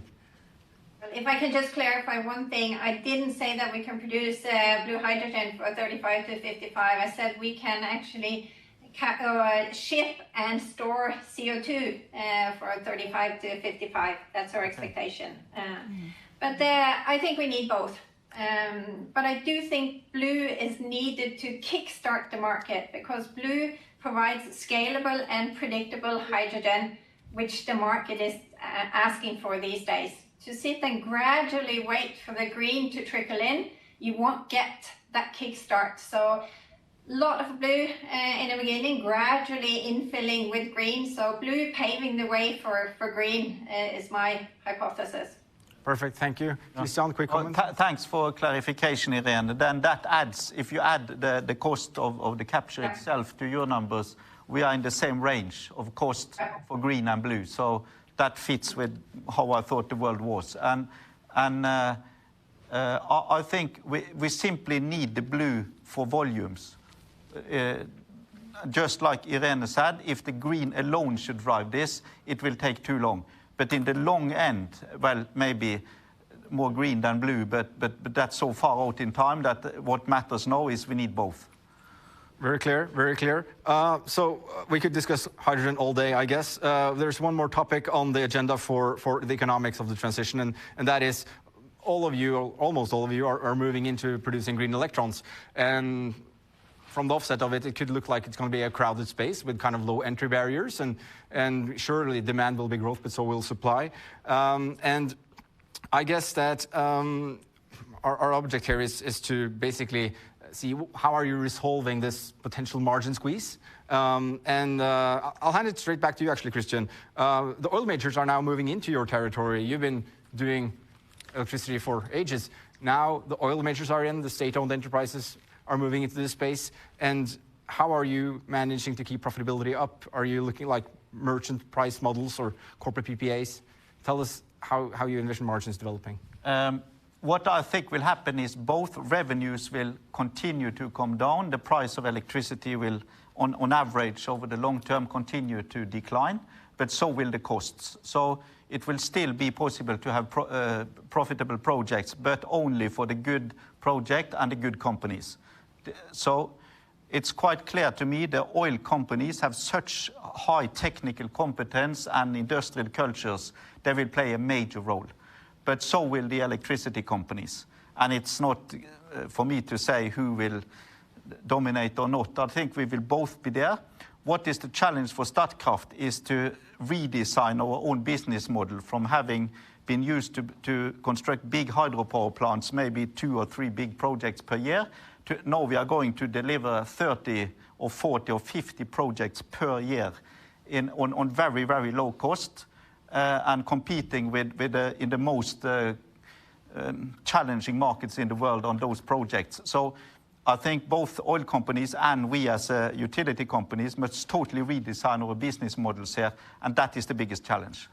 Thank you, Christian. I want to stay on the utilities for now. I'll let Anders take the rest. But Magnus, you are also venturing more in, obviously you're doing green electrons, but you're venturing into at least JVs on battery manufacturing.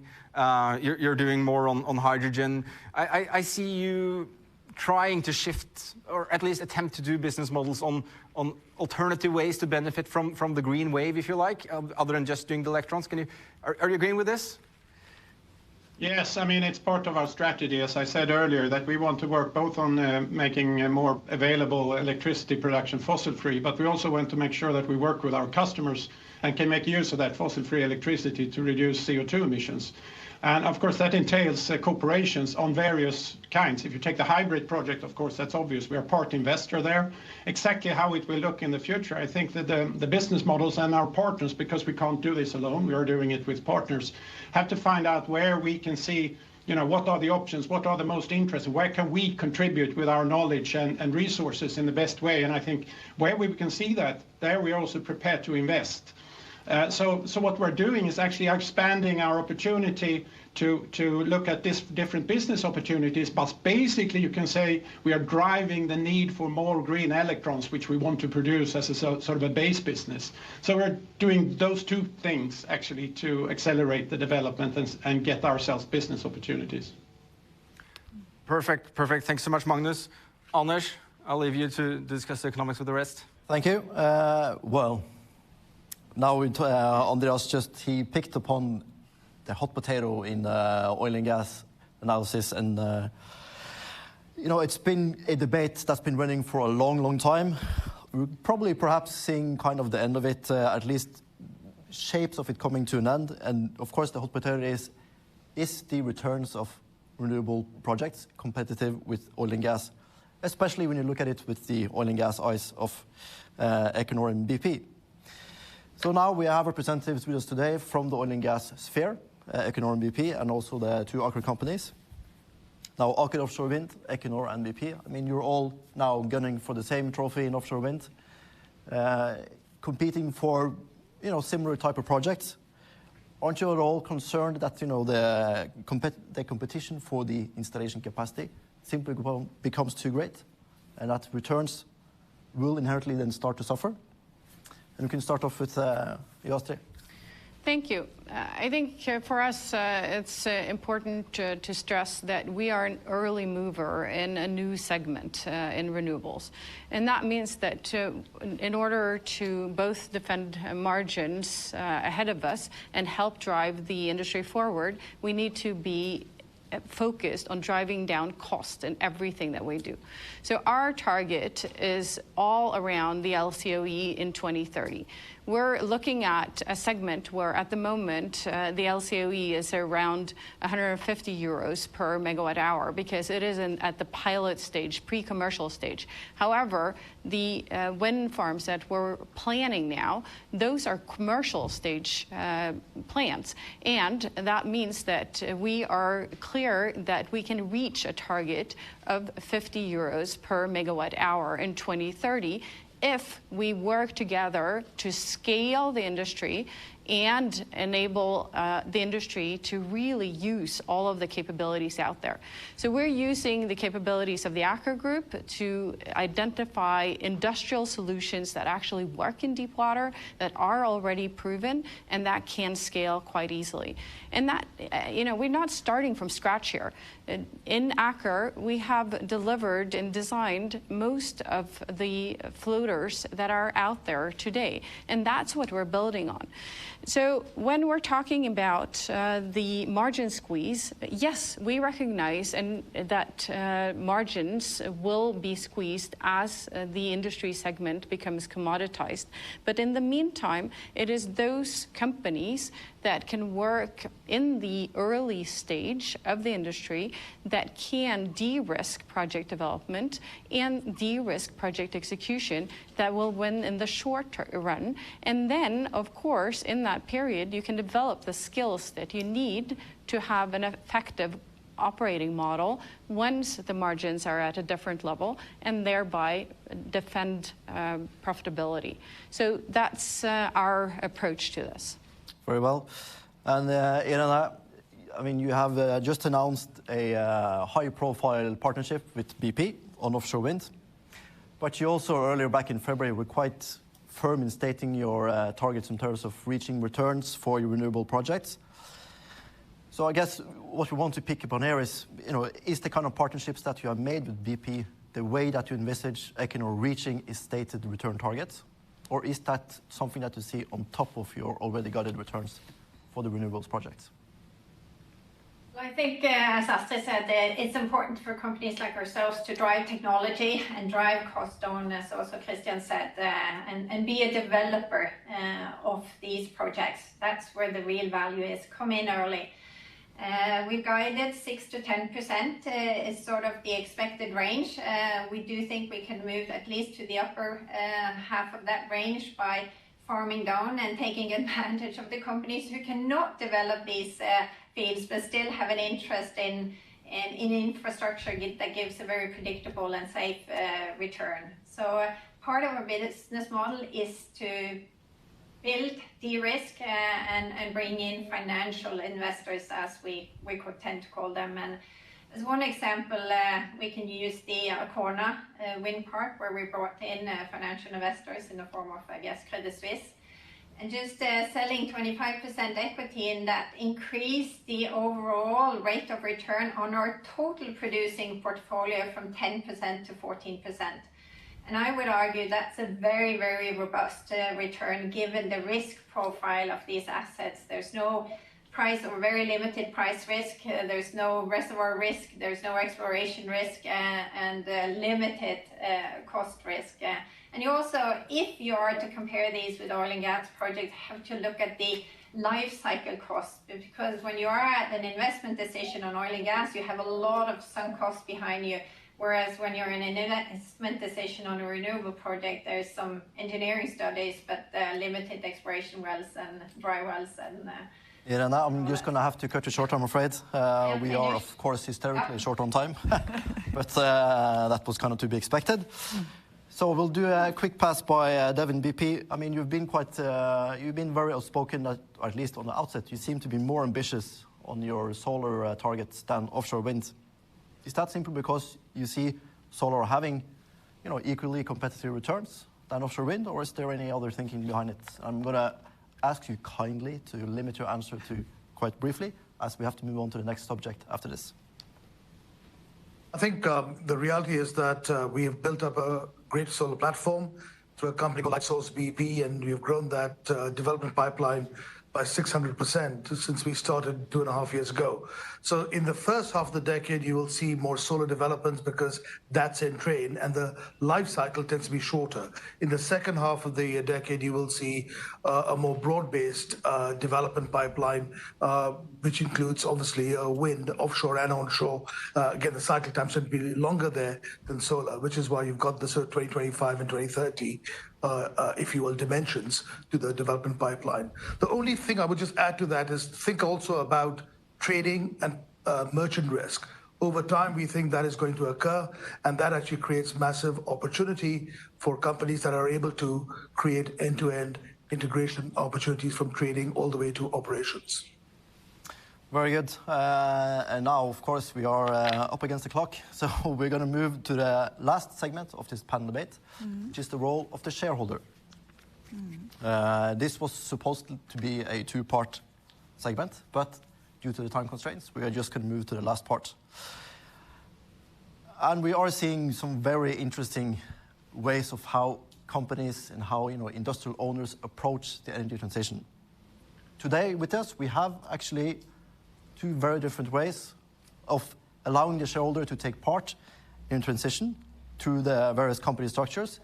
You have BP and Equinor, who does the more integrated approach where they have their renewables divisions in-house. And you have, of course, the Aker companies that are more of a pure play approach. So either Asti or Valborg, if you could, at least from the Aker's point of view, the Aker Group point of view, what's the pros and cons of listing your two companies separately? I guess we can start with you, Valborg. Yeah, I can start. The carbon capture business in Aker used to be part of the bigger Aker solution, of course, the big oil and gas service provider. And it was a very, very small part of the business, just like a department. However, with a unique technology like a diamond hidden in the organization. And when we were able to spin off this company and be able to be a pure play company where we can focus on these customers, which are very different from the other customers in Aker Solutions. It's a lot of industrial players, like has been mentioned earlier today, like cement, and also energy players, waste to energy, bioenergy, and so on, which we did not have the time to focus on in the bigger Aker Solutions setting.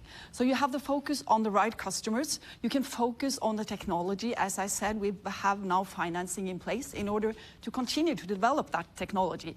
And we can really focus dedicated on reducing the cost in this. So a pure play allows the investors to invest in this technology alone and not a conglomerate of offerings. And that has proven to be attractive to investors so far. And just to add to Absolutely. that, what we have also shown is that you can, as a large industrial, be an effective incubator. And the story of Aker Solutions incubating Aker Offshore Wind from the early strategy work in 2017 through the first investments, and then for releasing it to the market as the business and the capital intensity was getting higher, is a very interesting incubation story. And what the structure that we've now set up allows Aker Offshore Wind to stay nimble, fast, light-footed, but also tap into the vast body of competence and capability in the Aker Group, not only on the floater side, but also the natural links to the oil side when we're talking about electrification using offshore wind with Aker BP, to tap into the capabilities of Cognite on using data to drive efficiency through project development. So it's transparent to the shareholder, and you get the same benefits from the larger system. Thank you. And do we have time for one follow-up before you close up, Andreas? Sure. Yeah. So, Irene Rummelhoff, I know that Equinor Energy Solutions is a project that's very close to your heart. Now, Equinor has been very adamant in stating that it wants to keep its renewable division inside Equinor, as it's now become one of your probably more valuable assets when you start to look at the total Equinor portfolio. But I guess the question is, why have you chosen to take this integrated approach and not to take the step that Aker has done and list it separately? As you said, this is very close to my heart as I established that business area, and I was always convinced that we're better off as part of the bigger Equinor group, because it gives us a lot of flexibility to draw up on the expertise that we're sitting on. If I needed someone, a specialist on HVDC, I would call the Johan Sverdrup project. If I needed someone that was a specialist on the German power market, I could borrow that guy from the MMP unit for a couple of months or weeks. So it gives us that flexibility. I also think it's, financing is key in many of these projects. So borrowing on the corporate balance sheet is quite convenient, or at least having the backing of Equinor, even in project financing, is absolutely crucial. And I think for the overall situation, what the renewable business and the low carbon business does to Equinor is that it diversifies its risks, it diversifies its income sources, and which I think is good. It is indeed. And I think now I'm going to hand it over to Andreas. I think we are actually going to be on timer, so I'll leave it to you to make the closing remarks. Well, thank you so much, Anders. And I guess we try to look at several aspects today on the transition. I think on the policy element, it looks to me like the companies are acting on their own. They're obviously looking to policy and they want more clear signals, but they are also acting independently. In terms of economics, economics should be driving it and is driving it. The math makes sense, I guess this will be the biggest driver of the transition, that it actually makes sense for at least the majority of these aspects. And finally, on the shareholder story, we can probably see the answer in the reaction of Aker Offshore Wind and Aker Carbon Capture, that obviously the shareholders appreciate the pure play for now. Let's see how this develops. I guess with that, I will just thank all the panelists for participating, both locally and on link. And I've certainly learned a lot today, Michael. You're a very knowledgeable guy, but I guess you probably learned something today as well. Well, absolutely. I think that's just been the most extraordinary, rich discussion. And, whilst it feels like a lot of history is happening in this 1 year, it also feels like there was a lot of content that just happened in this last couple of hours here during the summit. And if I might, I could try and summarize a few of the takeaways that I have had from this discussion. So I started you off by looking at the long-term trends, the economics, civic society, pressure on climate. Those continue to operate. The COVID, the question, I said it would be a leitmotif. Are we going to bounce back brown or build back better? We heard from the first session on policy the huge numbers, literally trillions of euros, the strong signal that we're going to be building back better. And then from this session, the takeaways for me was the importance of designing the public-private interface right. Money trillions, billions is not enough. It needs to be designed around price signals, around smart regulations, and so on. Because what we're trying to do is innovate on such a massive scale. And the innovation now has gone far beyond just wind and solar. We heard about hydrogen, we heard about heat, we've heard about the entire industry has to be essentially rebuilt around new energy sources. And energy companies are going to be integrated with industry in a way that they have not before. So commodity energy is gone. We're now talking about energy being integrated into whether it's utilities or whether it's industry. And my final takeaway, if we did a word cloud of those two sessions and looked at which words were most used, I'm pretty sure one word would stand out from all the others, and that word is acceleration. This stuff is happening faster and faster.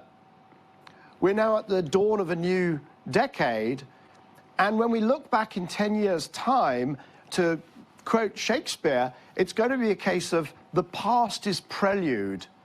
Everything that has happened up to 2020 will seem like primitive, basic fumblings compared to what we're about to see. So it's incredibly exciting. There is everything to play for. Some of the old order is crumbling, and some of the new order is, as we watch and as we listen to those sessions, being born. Couldn't be more exciting.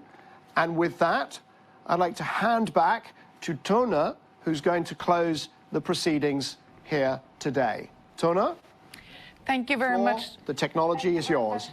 Thank you very much, Michael, and thank you for an excellent summary of the day. I have to say, I thought things were moving fast, but after listening today to the politicians, and not at least the last sessions, I'm so impressed with everything that's happening, and it's so exciting. So we have to talk, Michael, to see how we can sum up and get the key areas that we want to discuss for next year. We are experiencing some extraordinary times, and this uncertain situation will continue into 2021 and maybe beyond. We will alter how we live, we will alter how we work, and this is going to influence businesses. But for sure, the energy transition is going to continue, and as has been said many times today, it's going to move even faster. And we in Swedbank would like to and really want to be there to discuss your business opportunities with you, to give advice on opportunity and risk. Swedbank has very good energy teams with focus on renewables, both within bonds, banking, M&A, and equity. And we also have, through Kepler Chevreux, the best renewable analyst, Andreas, whom you met today, according to the finance magazine Capital. We are very much looking forward to upcoming discussions with you. We want to support you in your transition. This is moving fast now. Let's work together. Thank you so much all and every one of you for being here today and joining us in these very important discussions. And I'm really looking forward to seeing you all October 2021 in Oslo, hopefully. Until then, thank you and good luck with all your projects.